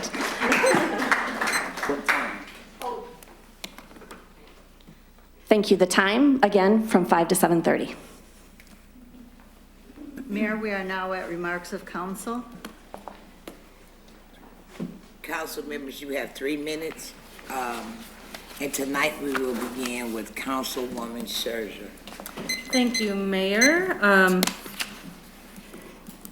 My head and my heart is filled. I first want to say thank you to all of the public speakers for showing up today to share, again, another diverse conversation across the board. Special shout out to see 2 of my sorors as well. I know we will get back and provide you with some information. I too would be interested to hear about the fairgrounds because the last I heard it was tied up with some housing issues. So potentially if we could have an update, that would help us out, or at least me get a better understanding. I do serve on the Saginaw Economic Development Corporation Board and very familiar with CDBG, so I know Yolanda and her team will get some information out to help provide some answers and understanding as well. I do want to reiterate that the strategic planning session is going to be a great opportunity to talk about quite a bit of things, but it is not the only conversation about ARPA and many of the other issues. So I look forward as a council member, a citizen of this community, to not just starting it, but continuing it, because we have some life-changing decisions and generational changes we can make with the money that's coming in. So, but it is not a one-time shot conversation. So please know that council, we are taking this serious and that we are welcoming the input. We've been at Friday Night Live. We've been out in the community. We are sharing on our social media pages. We are doing everything that I can possibly say I can do, in meeting with organizations, sharing it with, I'm doing the best, and will continue to do the best that I can to get the information out for you to not only give your input on the master plan, but also where we should spend the money, or how we should delegate the ARPA money. I also want to say thank you to Matthew Karpus. That was probably a difficult speech. But it was transparent and it's what's necessary. So I applaud courageous conversations, and it just goes along that we had a committee of the whole meeting. Again, however the mayor and the manager work and some council members, I'd love to be involved to have a town hall or another committee of the whole. I appreciate the input of the citizens in our community because that is how you come to solutions. It's not just 1 or 2 issues, it's a community as a whole issue. So what the residents have to say, the neighborhood associations, the nonprofits, CEOs, businesses, downtown development authorities, and especially our officers have to say is what is needed. Thank you. Thank you. Next we have Councilman Ostash. Good evening, and without saying everything that my colleague just said, again, I'm 100% on board with her, and I would like to be a part of that conversation with our police officers. And also, she has spoke about the ARPA funds, so thank you again for everyone coming and talking tonight. Like she said, we've been putting information out there. My councilman page is on Facebook, and all of my contact information is there, including my phone number. So I'm offering a phone call in the discussion. I kind of like to think a lot of times when we come to the council, this is kind of like the therapy session, but a lot of times, a lot of the work and the healing happens after we leave. So like Councilwoman Scherzer was saying, we all as a community have to come together and have these conversations. And to this day, I've had a couple conversations with Mr. Bowles. I haven't spoke with Carly or some of the other folks in the group. And I've got notes here, so I'm gonna go back to it. I agree with Councilman Scherzer. There's been some movements over there with the fairgrounds. There has been some hiccups. There has been some HUD issues, and there's been people have been trying to get things done there. So I'm hoping that some of those can get resolved in the future. Nye, thanks for coming, and I want to apologize that you feel that way, and I would really love to have a conversation. So I think I've got your phone number. If not, please reach out to me so that we can have a one-on-one conversation. And again, to our police officers, I'm thanking you for coming. Again, I thank you for your service. I thank you for what you do for our city. And I'm glad that you're coming here and you're talking to the council and expressing some of your concerns. And again, like Councilwoman Scherzer said, it's not going to be, I think we're going to have more conversations, and I'm sure the manager and the staff as well. So we'll try to get down to some of these issues. I know I'm deeply rooted into why you guys are here tonight. On another note, just more lightening things in the city, there is still assistance that if you need help with rent and water, I'm assuming some of these are from the CARES Act dollars, but you can call 211. Sometimes it can be difficult in the phone tree, so maybe you might have a family member or somebody that can help you. I've actually assisted a couple folks and gotten them to the people that they did need to talk to, and things did get taken care of. There's another shout out to three young teenagers in the city that decided they're just not going to sit home for summer camp. They decided to start their own lawn care business. So I told their mother I would definitely make note of that. It's the Three Amigos Lawn Care Service. You can find them on Facebook, and their phone number and email address is there if you need assistance with lawn care. And I know some of my friends have already given them a phone call. Thanks to Councilwoman Bench and our staff, they did another great 101 government video. It's out there. It's on community assistance, kind of what I was just talking about with. Why was it going to make it tonight? Thank you, Next Mayor. we have, thank you. Next we have Councilman Flores. Thank you, Mayor. On the ride down here, I was listening to Cesar Chavez speak at UCLA in 1970. And he had just got done with the grape boycott. And what he had said is that the grape industry said, you know what, with these union workers, all they're going to do is what's next, what's next, what's next. As to assume that the grape boycott was not important, that it's just one thing leads to another. And he said, you know, I hate to admit that they're right. There's always going to be something next. The next thing is going to be lettuce. We're going to boycott lettuce. Saginaw is in a similar place where we have a lot on deck and we have a lot of opportunity, but we also have a lot of things that we need to pay attention to because they have not been paid attention to for some time. So I was thinking about that briefly. Ms. Stitt, I walk on each side of Saginaw some nights after midnight, and I look at Jefferson and Potter area, and there's just so much overgrown lawn and just land that I at times have hopes for, but then sometimes those hopes turn to worry that we're not gonna meet the challenge that we currently have with this ARPA fund. And so thank you to every citizen that continues to talk about this religiously, because those conversations are important, and people need to know that this is an amazing opportunity that we're going to be having.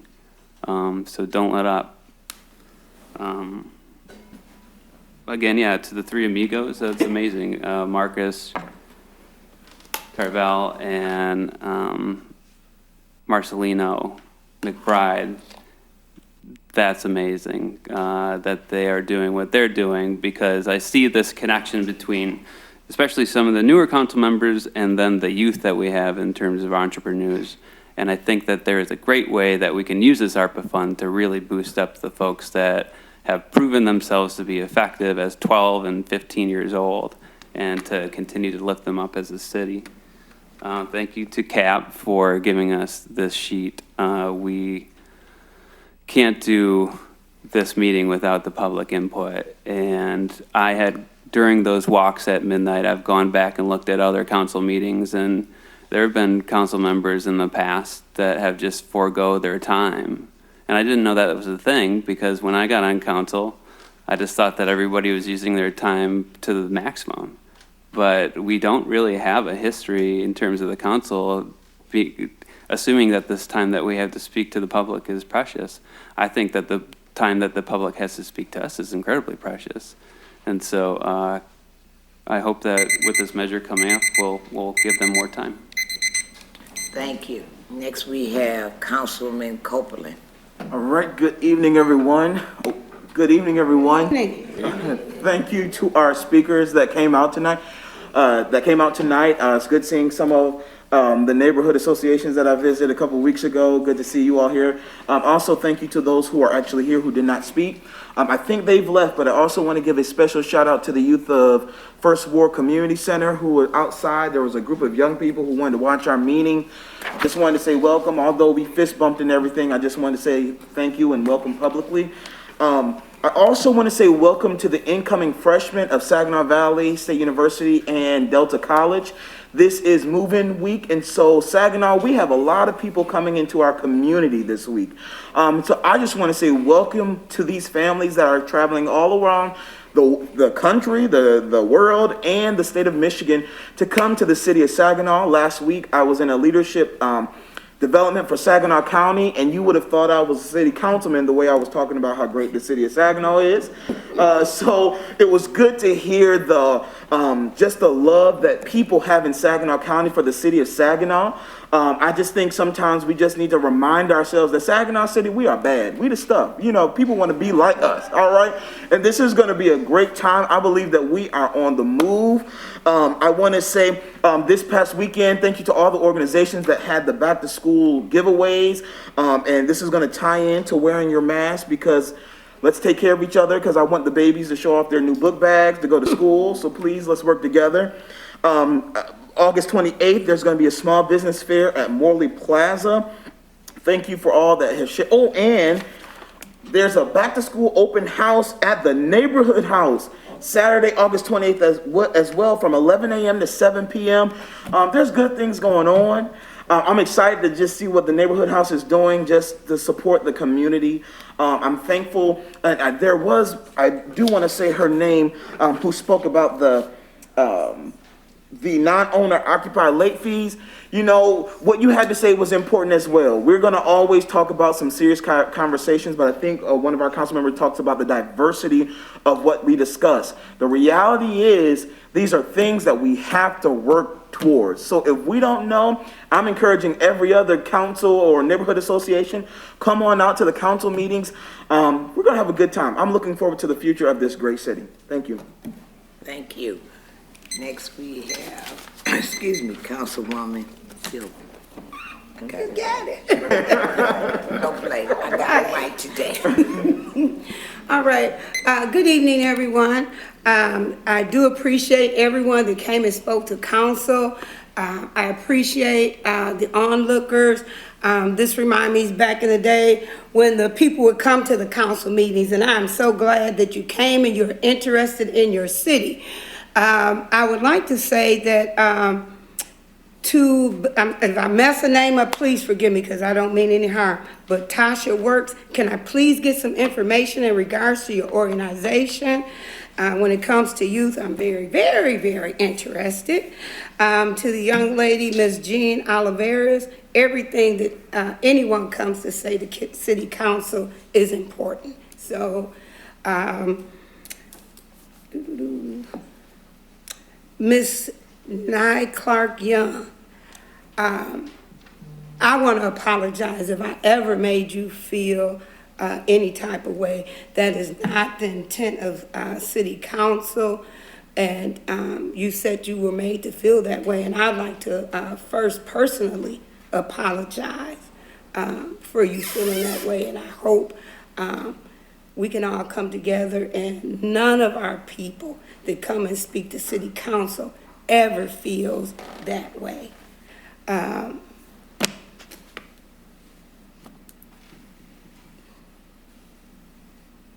I hope that we can do better as a council. And I appreciate Mr. Bulls, Ms. Rose for your information. Definitely appreciate it. I do have a couple announcements. Man of Peacekeepers of Saginaw will be at the Lawrence McKinney Park on the 20th Street in Ledyard, Thursday, August 26th, from 4 to 7 p.m. for their summer initiative, Squash the Beef Before the Grief. Shout out and kudos to D&J Shoe Repair and Jalen Davis, young people with businesses, for their back to school giveaway.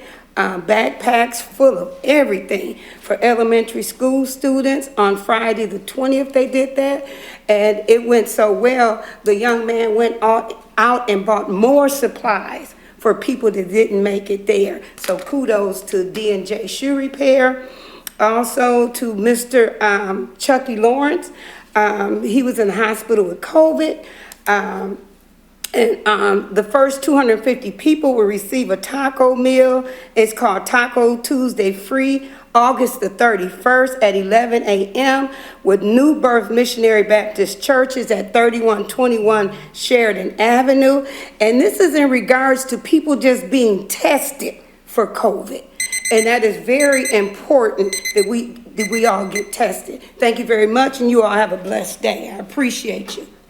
Thank you. Next, we have Councilman Williams. Thank you, Mayor. Good evening, everyone.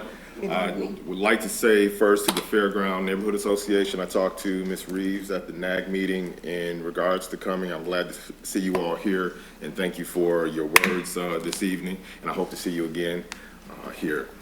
To Ms. Clark Young, I was very passionate the last time. My passion has served me well in my professional career and personal life. If you were made to feel a certain way, that was not my intent. My intent was just to get my message across, and I believe that happened. But sometimes, you know, I'm not everybody's cup of tea, and I've accepted that a long time ago.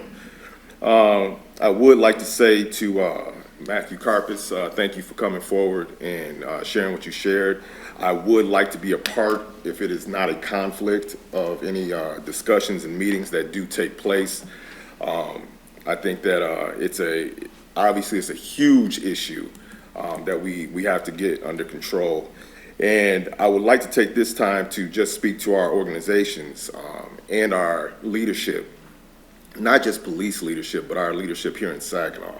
Being in this city for 25 years, I've been involved, as so many of you have, in so many meetings. I mean, just meeting after meeting after meeting, where we're just talking. And we have great ideas and whatnot, but we don't ever seem to make any of it happen. And I think we are way past that point now, and the accountability rests on us all. It rests on us all. It's not a finger pointing thing, a blame game. At this point, it rests on us all. Saginaw has seen the same issues for 25 years, peaks and valleys, but we have seen the same issues. Every year we talk about the same things. And it's just time for us to just take action and make something happen. So that's all I have, Mayor. Thank you. Thank you, Mr. Williams. Next we have Ms. Bench, Councilwoman Bench. Thank you. To our public speakers, thank you so much for being here tonight. Ms. Stitt, I know I hear from many people, the situation with the fairgrounds is a source of consternation, and we really appreciate all of the things that you do in your neighborhood and around there, even with those challenges that you're dealing with. Ms. Works, I'd like to echo what my colleague said. I would love to know more about your organization, because I don't think I've yet to learn of you guys yet, and it sounds like you guys are doing some good work. Let me see, Ms. Young, Ms. Clark Young, thank you for being here tonight. I want to thank you especially for inviting me into your studio and spending time with me and having that conversation that you were talking about us having with the community. I had a great opportunity to get to know you, and I hope that continues certainly, but I just really appreciate that opportunity. And like she said in her comments, like, we don't have to get along, and we don't have to agree necessarily, but we can always talk even if we don't agree. And I really do appreciate you acknowledging that that we wouldn't, none of us, whether it's city staff, whether it's council, whether it's the public, none of us would be here if we didn't care.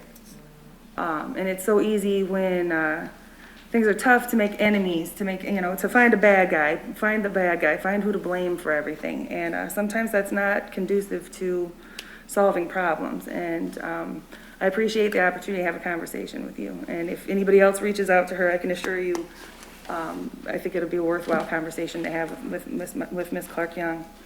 Mr. Bowles, I appreciate the agenda. I'm not sure where I said it now, but I appreciate the agenda, but I'm a little disappointed because I really hoped it would be the results of y'all's survey.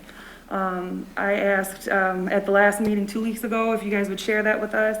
You talked about three months worth of data, and then I was at a NAG meeting where I was approached by citizens who had circulated your survey, asking me if I'd received the results as a council member yet, and I didn't know what to tell them. So please, I'm asking again, I'll keep asking every time you come back. Please share that data with us. I completely agree with you. One conversation is not enough. And in fact, I said as much in the comment back to your question on social media when you guys asked me, and I'm not sure who it was, but it was your group, asked me if that was the only meeting, if that was the only topic. We know that we're going to have more conversations, and that's the kickoff. Your group really, as far as having a conversation about ARPA, isn't asking us to do anything I don't think any of us anticipate doing. We just aren't doing it as quickly as you'd like. And we definitely want to hear from the citizens, which is why it is even further confusing to hear from Ms. Hammond, who I don't think is an actual city resident. So I want to hear from citizens of the city of Saginaw. And I don't want people who live outside, just like you guys were saying, business interests and money-powered people from outside the community. Our citizens' voices come first, and always should. So thank you. Well, I guess it's my turn. I'd like to thank all our public speakers. My colleagues have expressed the interest that we all have, and I think that we all have a common goal. Ms. Young, I haven't gotten with you yet. I plan to. Please forgive my schedule. I'd like to do a shout out to two groups. Saturday, I spent the day at Victoria's Believers as well as New Birth. New Birth gave away bikes, TVs, crock pots, you name it, they gave it away. I didn't see no book bags, but I seen my favorite thing, hot dogs, chips, and more. So they were Kogos. And so I jumped at the Kogo hot dog. And I'd like to thank Victoria's Believer too, because they actually had, I wish I could get everybody to work together under one umbrella. They had the book bags, but they still had the hot dogs and stuff too, but they had corn over at Pastor Campbell's church. They had corn on the cob, and it was just really an exciting time. And on this coming, the 24th, tomorrow at 10 a.m., Victoria's Believers will have a food giveaway hosted. Please come out and support them. Their address is 624 South Otto Drive. They are giving out food starting at 10 o'clock. The exciting thing about this year was Friday Night Live. For the council persons who came and helped assist, I want to thank you. He didn't have to. I want to thank you publicly. I sent out a shout out asking council people to help us with the ARPA survey. For those who have time and can make time, we still need you. We appreciate you. They say in the word that the family pray together, stay together. on this coming Thursday, we will have pastors from all over the city of Saginaw coming together at Peace Lutheran Church. Say what you want to say. We're going up in prayer. We're putting the city of Saginaw on the altar. It's not just a one-time event. This is our second event. Chief Ruth, city manager was there, Vicky was there at our last one, and we just had a good time. So if you're not busy on Thursday between 6 and 8, after work, you guys, we'll be at Peace Lutheran, and we will be praying up the city. I keep saying it, and I don't care. Good. Thank you so much, Madam Clerk. Mayor, your next order of business is the reports from the city manager. Thank you, Madam Clerk and Madam Mayor. So, first item, we did have Councilman Bench and a few other council members contact me about surveys and input. So I asked our Finance Director, Lori Brown, and OMB Director, Yolanda Jones, who have been working and reviewing all of the ARPA guidelines and rules over the past several months. They would work on a survey with the consultant that council approved, which is Public Sector Consultants. They came up with a survey that is categorized by identified council goals and objectives, and also by what we believe are eligible expenses for the ARPA funds. That survey is online.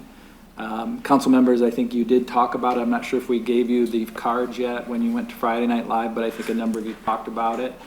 That's the card the mayor has there downstairs. So we are asking people to provide that input. It just launched, and I think we have in excess of 350 responses already for that. We'll make sure we send a link to neighborhood associations so that they can provide that input as well. But it's available online at the city's website. The QR code is on there. We have the surveys in hard copy at the manager's office, and if we don't have them in the clerk's office, we'll have them there as well so people can pick them up. They'll be entered so that we have the data for the strategic planning session. Ms. Jones and Ms. Brown did a really good job with the survey. I asked them to review it with public sector consultants.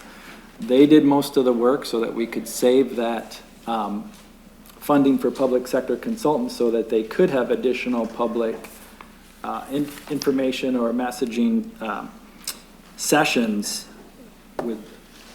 as part of that budget. And also our technical services department did the programming to put it online and for the compilation. So that'll be open, I think, through September 7th for input collection.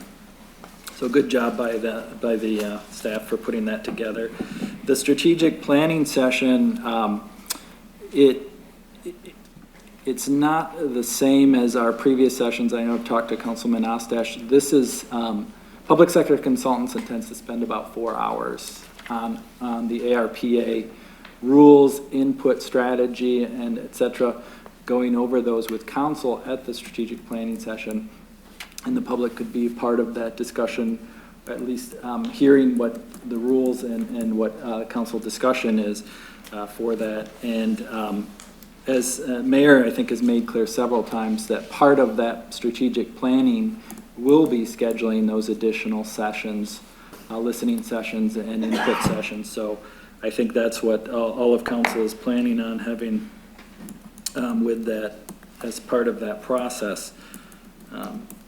I don't know at this point, we don't have any other topics for the strategic planning session other than the ARPA fund. So it's not going to be similar to our previous sessions.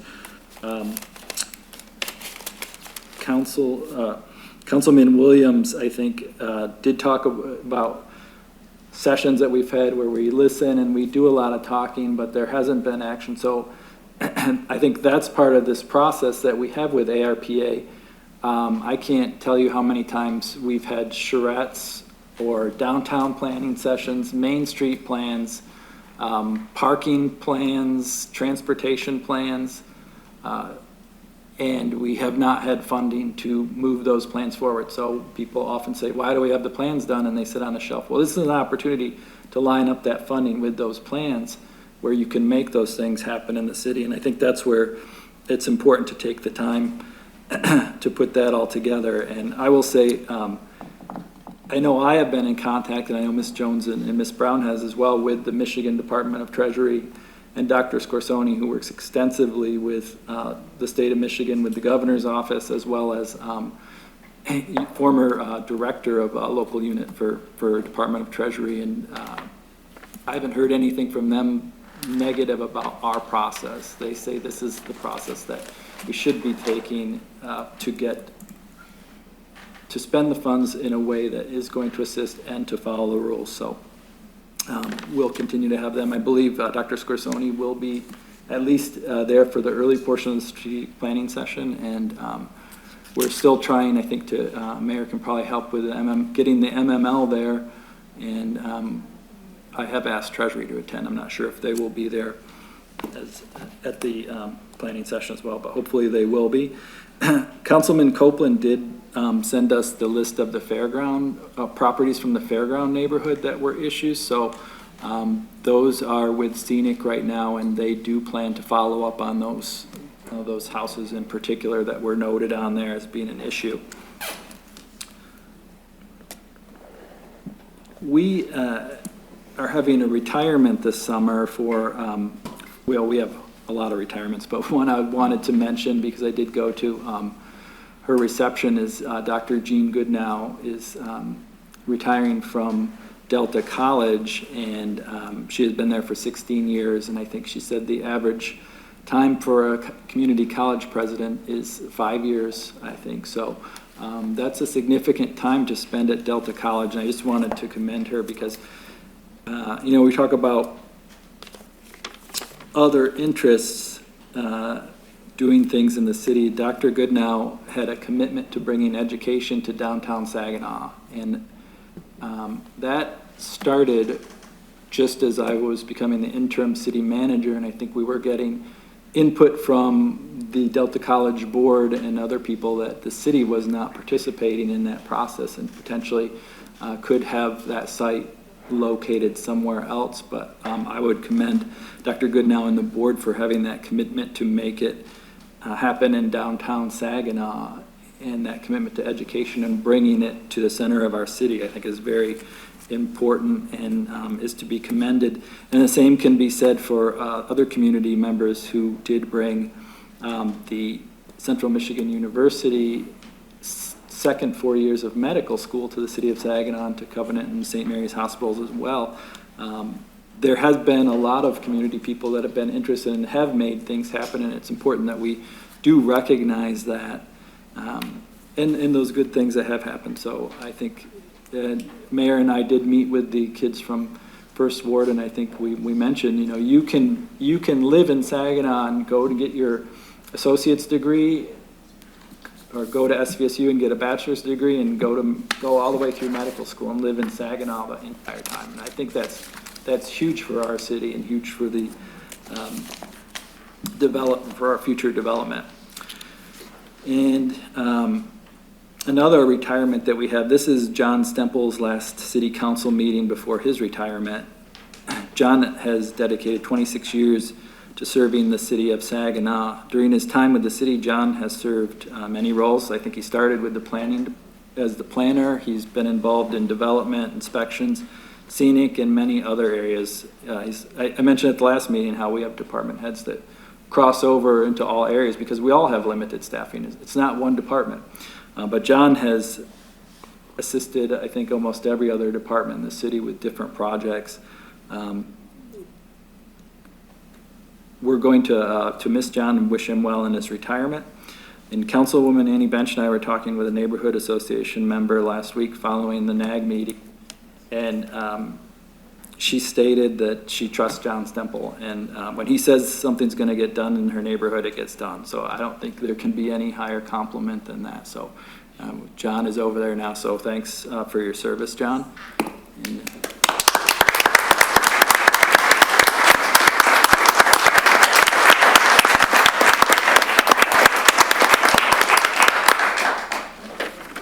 So with that, I did send council an email and all of our city staff. I've selected Darren Jerome to serve as the next Director of Neighborhood Services.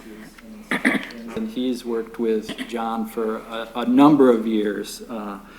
Darren started his career with the City of Saginaw in 1997 when he was hired as the plumbing and mechanical inspector. Throughout his career, he's also been willing to take on more responsibility in the department, and he served as one of the original scenic inspectors. And I don't know how many people remember, can't remember who was on council back when scenic first started. I know Councilman Williams is aware of it through working with the police department. But that program was unique to the city of Saginaw, and John and his staff went around to different cities throughout, at least throughout the state of Michigan, to talk about how using the inspectors and doing code enforcement with them was a unique strategy, and I hopefully that had an impact on other cities as well. Darren was promoted to Chief Deputy Inspector in 2015 and served in that role until 2018 when he was promoted to Chief Inspector. I think Darren will do a great job as the department director and will continue to work with neighborhood associations, Saginaw County, and the police and fire chief. So I welcome Darren as the new director, and also this leads into a request we had for council for an update for the tiny houses project. Mr. Stempel and I talked about it. We wanted to hand this off to Darren so he could handle it as an introduction to council. But Darren, please come up and give you the report. Mayor and members of council. It's nice to be here tonight. I'm not John, but I'm going to do my best to be John. Been with him for 24 years, so I've learned a lot from him, and we've done a lot together, and I'm hoping to continue everything that we've built together. Little update, I'll keep it short on the small homes. The Human Planning Commission approved $240,000 on July 1st back in 2018 for some new construction of small homes. The planning took place mostly throughout 2019 with stakeholders such as hospitals, financial institutions, Saginaw Future, and city staff. Several of the homes have been developed with assistance from TSSF, and we do have some pictures up on the screen just to give you an idea of what they would look like when complete. Locations for the first homes were secured near Bliss Park. That property is still owned by Covenant Hospital, and it's over at Catherine and North Fayette at the corner. There's some vacant properties there. There was some county-owned, or I'm sorry, land bank, Covenant-owned properties, and we work with them to get those demolished and get them prepared for these small homes. Spring, well, 2020, the pandemic definitely delayed our progress significantly. Spring of 2021, we didn't intend this year to begin the construction on the first one. However, between material availability, a significant surge in lumber construction material prices as a whole, as well as availability of key workforce shortages, it further delayed the start of these homes. We are starting to see a little bit of a decrease in lumber prices and material prices for building, and hopefully that's going to head back towards normal as recovery from the pandemic continues. This effort actually is quite timely right now, as there's a national housing shortage which has started to cause the city of Saginaw real estate values to increase with the increase in demand for housing. It's our goal to get started in spring of 2022 with breaking ground and getting that first home built. Thank you. Any questions? I do. With the project, how many homes are expected to be built? It was 2 to start, and then we're gonna, go ahead. I'm sorry. I mean, John in started total. this project and I kind of been jumping in here, so. We wanted John to be available to provide the assistance as well, but I think he can talk about a little bit more, but the unfortunate nature of the pandemic has slowed this, but prior to that, they were in pretty extensive planning and negotiation talks with Covenant Hospital as well as Isabella Bank. So we had partners available that were going to work on it. Unfortunately, I'm not sure where that stands at this time. It's quite stalled. But I think what they have developed can be a blueprint at the very least to future. And this is something that you could talk about as one of the categories for ARPA funding if that's something that council's interested in. So John. I wasn't going to let you all out that easy with just watching. I needed one more shot to talk. Tim is spot on with the construction and the industry. It just pretty much hit a wall. If you look at my office, the calendar still says March 2020, kind of when the world stopped turning for a lot of what we do. The funds that were approved is $240,000. The partners that we had with Covenant Hospital, Isabella Bank, they were bringing money to the table as well, providing down payment assistance. Covenant was offering $15,000 toward the purchase of the home, so really knocked down that purchase price and the sales of those homes. So it's kind of a revolving thing. It creates program income. We don't necessarily get all of our money back. It's still somewhat subsidized because the cost of new construction is significantly higher than it used to be. But the idea was to just kind of go as far as we could, potentially in the future use additional CDBG funds if the program works. The other thing that, it does seem as though it's going quite slow. At 2018, what are you guys doing, But in 2018, things were very different in the real estate market. The demand wasn't there, the sales prices weren't there, but all of a sudden we're seeing people going to bidding wars and paying over asking prices for houses almost on every sale, which is great for the city. And it's been a long time since we've been in that position.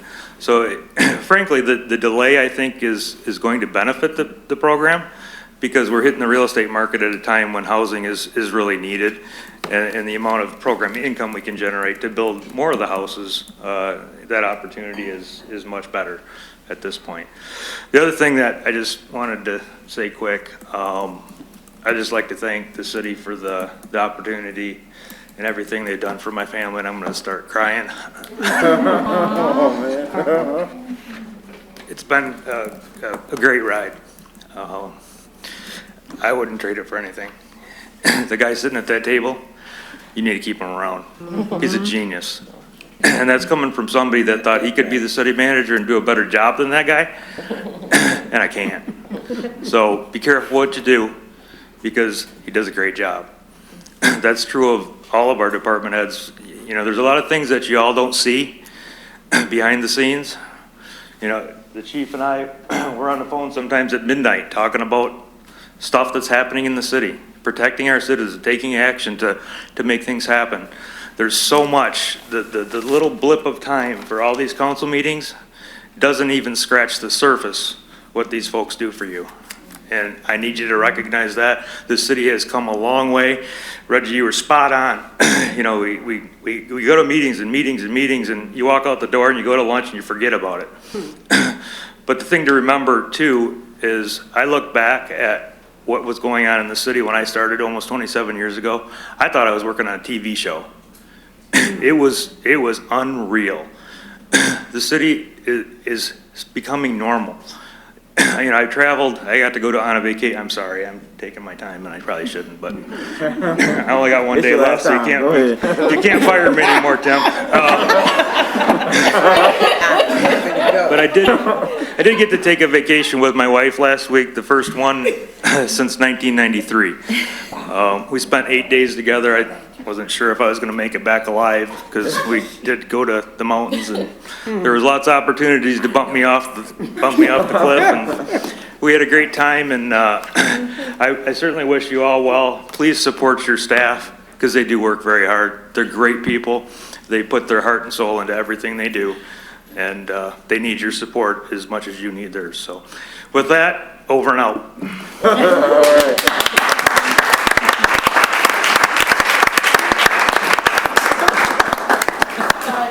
Stumpo, I appreciate you answering how many homes and to your goodbye farewell speech, but I just want to share my sentiments. I know it's been a rocky ride. I know sometimes it's not the best, but you truly have the heart of Saginaw in your heart, and otherwise you wouldn't have stayed here as long as you did. So I've worked with you on many occasions, but then when I got on council, it was just like I could actually take what I learned and the relationship I had with you outside of being an elected official and see what you do more in depth. So thank you for everything you've done for this community. Thank you for everything you've done to support staff, to build up. Good job on your first presentation, but we're gonna miss you. I'm gonna miss you. So congratulations on retirement. Have an awesome time, but don't forget about us back here in Saginaw. Are there any questions about the tiny house? My tiny person. I did. Do we know what the market price is going to be? Doesn't have to be right to the dollar. Do we think about? Do you know the market price for the houses, John? Like if they were to list one, do we know what they would list at? That's my question. You're taking the night in your own hands, asking me to come back. At the time when we did our construction estimates, we were right around $140,000 for construction costs. And these programs that we do, we usually sell them for the appraised value. So however that shakes out, that's what the number would be. So those appraised values are changing, which is great for the city. And I think the good point on these is that we did have the partners at Covenant that would assist with that. So really, I think one of the goals is to help. It goes back to the neighborhood stabilization and building up the neighborhoods, is to get people who work there and can walk to work to be able to purchase the houses, and how can we assist that? And not talking about just doctors and nurses, but the other employees at the hospital. How do they get an opportunity to purchase the homes and have a home to be proud of and live in and be able to walk to work?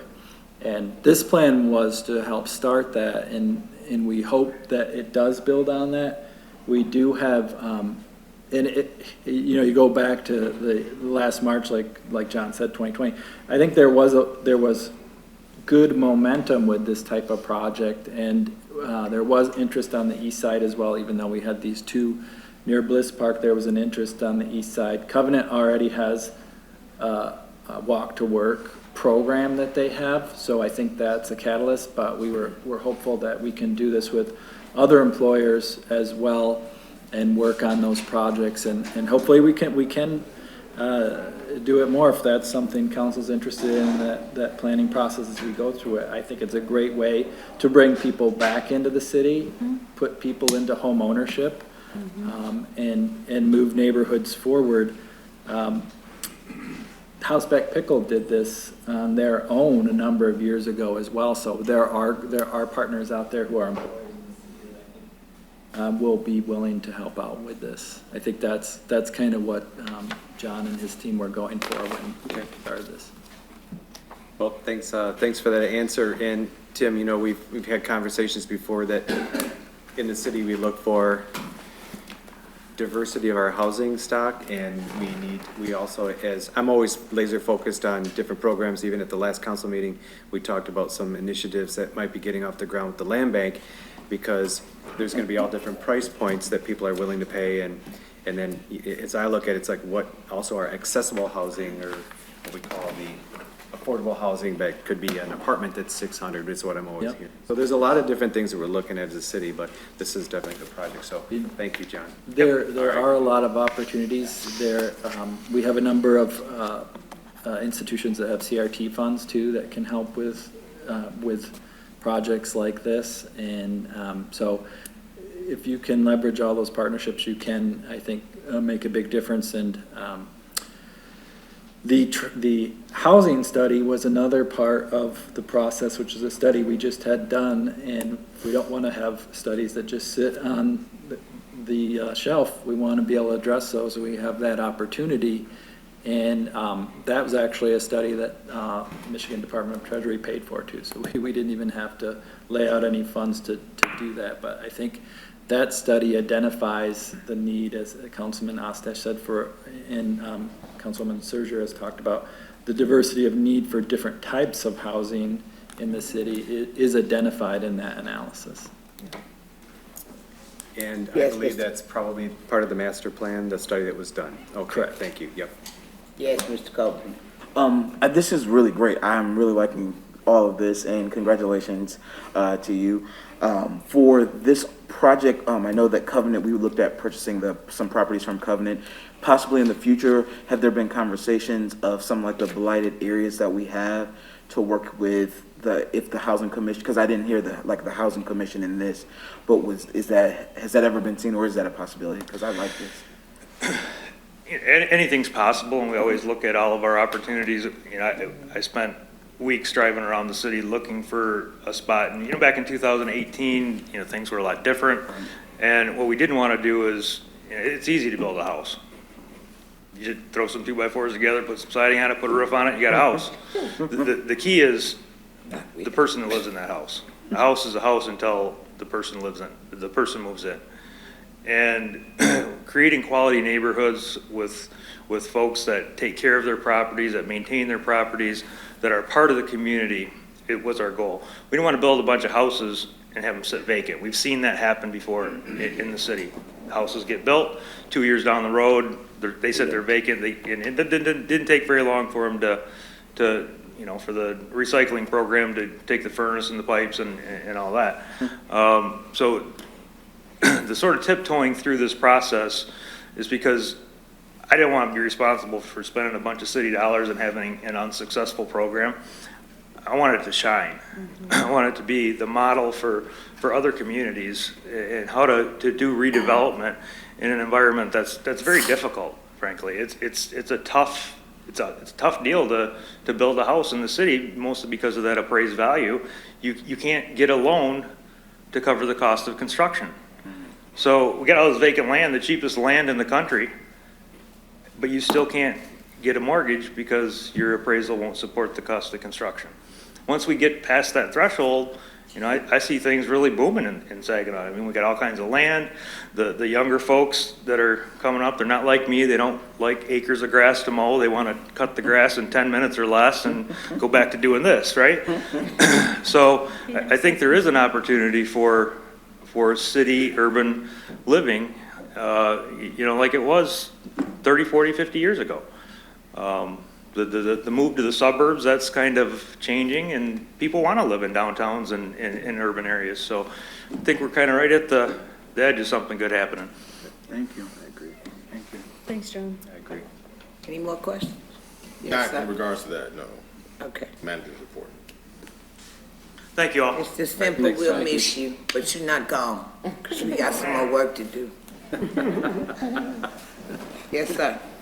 I think it's important to highlight, and I just want to make sure I heard you correctly, in regards to the ARPA funds in the strategic planning, that council will have an opportunity to spend approximately 4 hours of learning the do's and don'ts and as far as the money is concerned. And the public will have the opportunity to hear that same information at the same time? Correct. So we're still working with public sector consultants on that setup, but first part of the agenda, it will be 4 hours.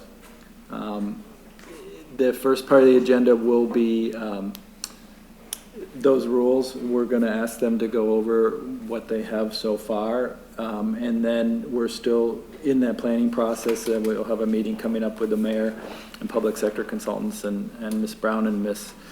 Jones. But we want to set up a framework where you all can do group work as well. So whether it be small groups, that's what the consultant recommended.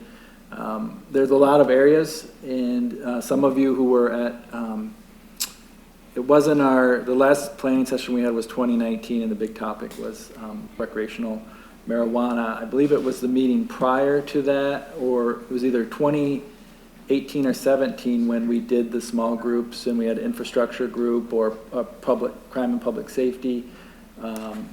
That's where we're looking at breaking down. So council members, what you're interested in, that will be a part of our planning process. So you'll have that opportunity to divide up into groups and talk about that, and the public will be able to hear all of that discussion. Okay, and just real quick, I just want to make sure we highlight that, that on the 17th, council is going to learn the do's and don'ts when it comes to ARPA funding. I think, Mr. Bulls, I really wanted you to hear that, so you and your colleagues would not know that we're going to learn on that day, and the public will be able to hear the same information at the same time. So that's all. I had a question. Yes. Oh, was the guidance from the U.S. Treasury Department that was published on, I think it was July 13th, as a frequent asked questions, is that similar to the information that we're going to be introduced to? Yes, probably part of it. I don't believe that's all of the amendments have been released yet. Is that right, Yolanda? The final rules come out after August 31st. So we've received the interim final rules, and they've been updating the FAQs weekly, and we're on top of that as well. So once the final rules come up, we're going to have a better understanding of how those dollars can be spent. And currently on the U.S. Treasury website, the rules have been dated back to mid-July. So are they just being updated and amended internally through? Well, similar to the way our community development block grant monies work, there's a comment period. So after July 16th, they started collecting the data from everyone to address their questions. So after July 16th, they started working on their final rules, which will be released after August 31st. So they're updating as they were going, as they're getting questions, but they're continuing to go through the information. Mm-hmm. Is a point of information too regarding these rules and input received? Ms. Jones and Ms. Brown have attended countless sessions, so they're not just relying on their reading. There've been GFOA sessions, Michigan Treasury, the governor's office, the White House. They've all had sessions, and I think either Yolanda or Lori or both have been on almost every one of those. And when they're not available, those sessions are usually available after the fact too. So they've gone back on it. So they are picking up a lot of information that may be outside of those rules, different interpretations of the rules as they come through Michigan Treasury. I know Michigan Treasury has had sessions, as I mentioned. I think the MML has done them as well. In fact, I think our consultant that we selected, public sector consultants, is working on MML with a lot of this information. So I think them, along with Dr. Scorsoni, can provide a lot of additional input for us. Mayor, Councilmember Lamar Sylvia has questions. Yes. Okay, thank you. Mr. City Manager, in your statement, you were saying something about initiatives previously that were not funded, and that you would possibly, I guess you all had some meetings or whatever, and those things kind of went dormant because you didn't have the funding. And are you thinking of maybe possibly using ARPA dollars to fund those initiatives? Well, that'll be up to council, but if that's... But I'm saying you're looking for that. Yeah, we would provide you with that information. So, if there's data, we'll make sure you have, for instance, a transportation study, which is more recent information, the parking study, which is more recent information, the housing study. I don't know if the master plan will be completed, but, we can update you on that. Some of the information is older, but, we have studies going back, like Councilman Williams said, 20 years or more. Some of it may not be necessarily relevant anymore, but especially the more recent items, we'll provide that with you at the planning session or give that to you to read over as well. Okay, thank you. Anyone else? Mr. Manager? That concludes management update. Here, your next order of business is the consent agenda.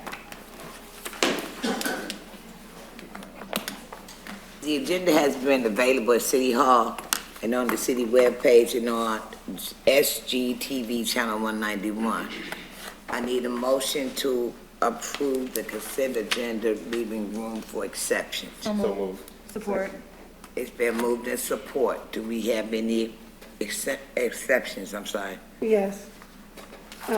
I guess it's the addition CC 22. Which number? CC 22.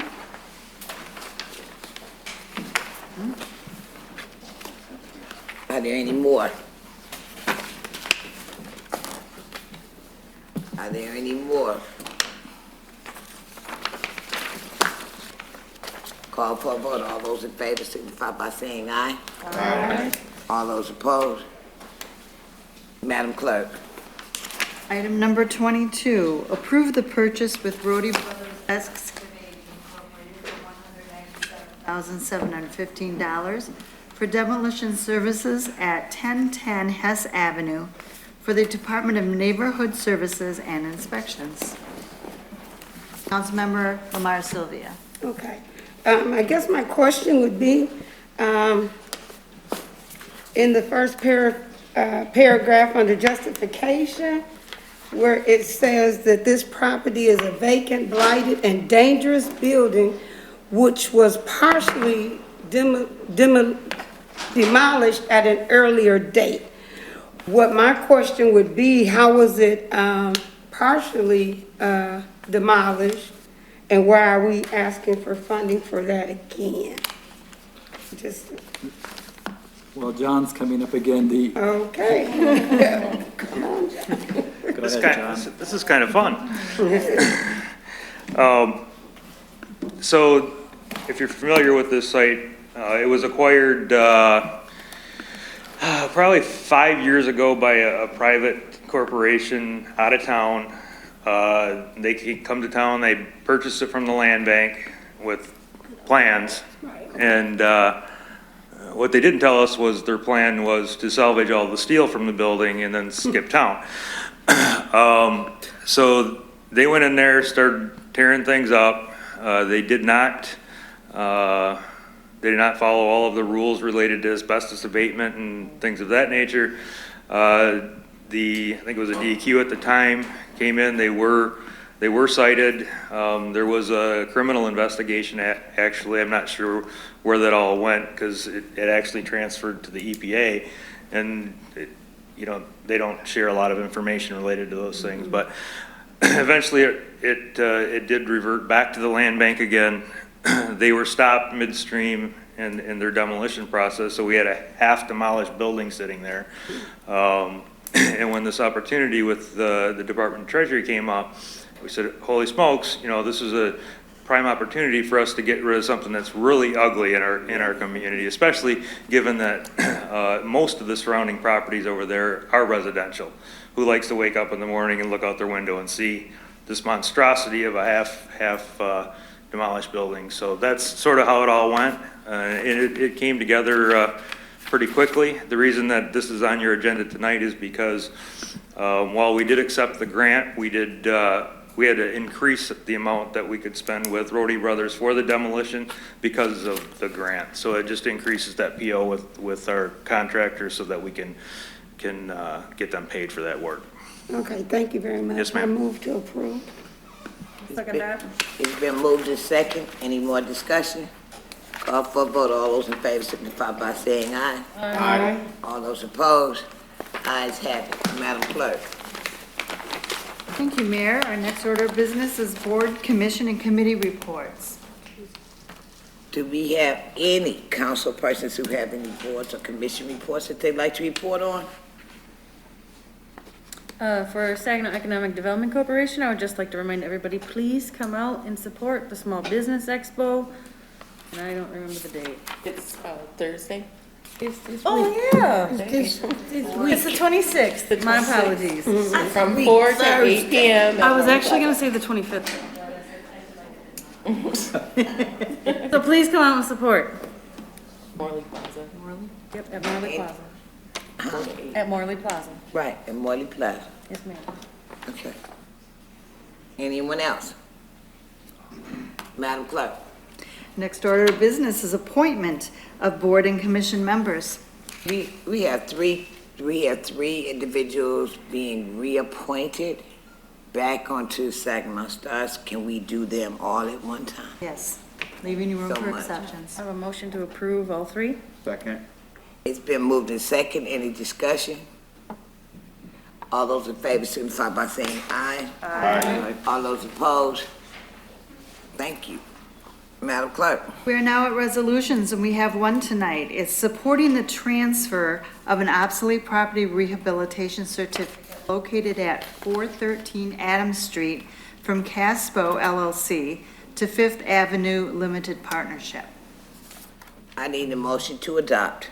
So moved. Support. It's been moved and supported. Any discussion? All those in favor signify by saying aye. Aye. All those opposed? The ayes have it. Madam Clerk? We are at miscellaneous business. Our first item is consideration of a closed session to discuss pending litigation in Williams versus City of Saginaw per MCL 15.268, Section E. I need a motion. So moved. Second. But no, I need to conduct a roll call vote. I'm sorry. I just paused. I'm sorry. It requires a roll It call. requires a roll call vote. Madam Clerk? Councilmember Williams. Yes. Councilmember Bench. Yes. Mayor Pro Tem Balls is absent. Councilmember Scherzer. Yes. Councilmember Ostache. Yes. Councilmember Flores. Yes. Councilmember Copeland. Yes.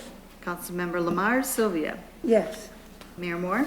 Yes. We have 8 yes and 1 absent. It is approved. I need a motion to come out of closed session So and go moved. back into regular session. We didn't even wait till you got that. I just asked the question. Y'all in a hurry. Did I get a motion? So moved. And supported. It's been moved and supported. Any discussion? All those in favor signify by saying aye. Aye. All those opposed? Madam Clerk? No. We are back Is to, there a motion? is there a motion? Mayor Moore, I move to approve the recommendation of legal counsel as discussed in closed session regarding pending litigation of the Williams case. Second. It's been moved and second. All those in favor signify by saying aye. Aye. All those opposed? I need a motion to no. Any other business? Is there any other business? I'm sorry, I got to miscellaneous. Is there any other I do business? have one quick one. Okay. I do have, more applications from, United Way, so if anyone needs one in regards to your water, I have some for homeowners and I have some for renters. So if you see me after or see me walk, you ain't gonna see me walking, see me riding down the street, I have some applications. Thank you. Anyone else? I make a motion to adjourn this meeting. Second. It's been moved to second. All those in favor? Aye. All those opposed? So moved.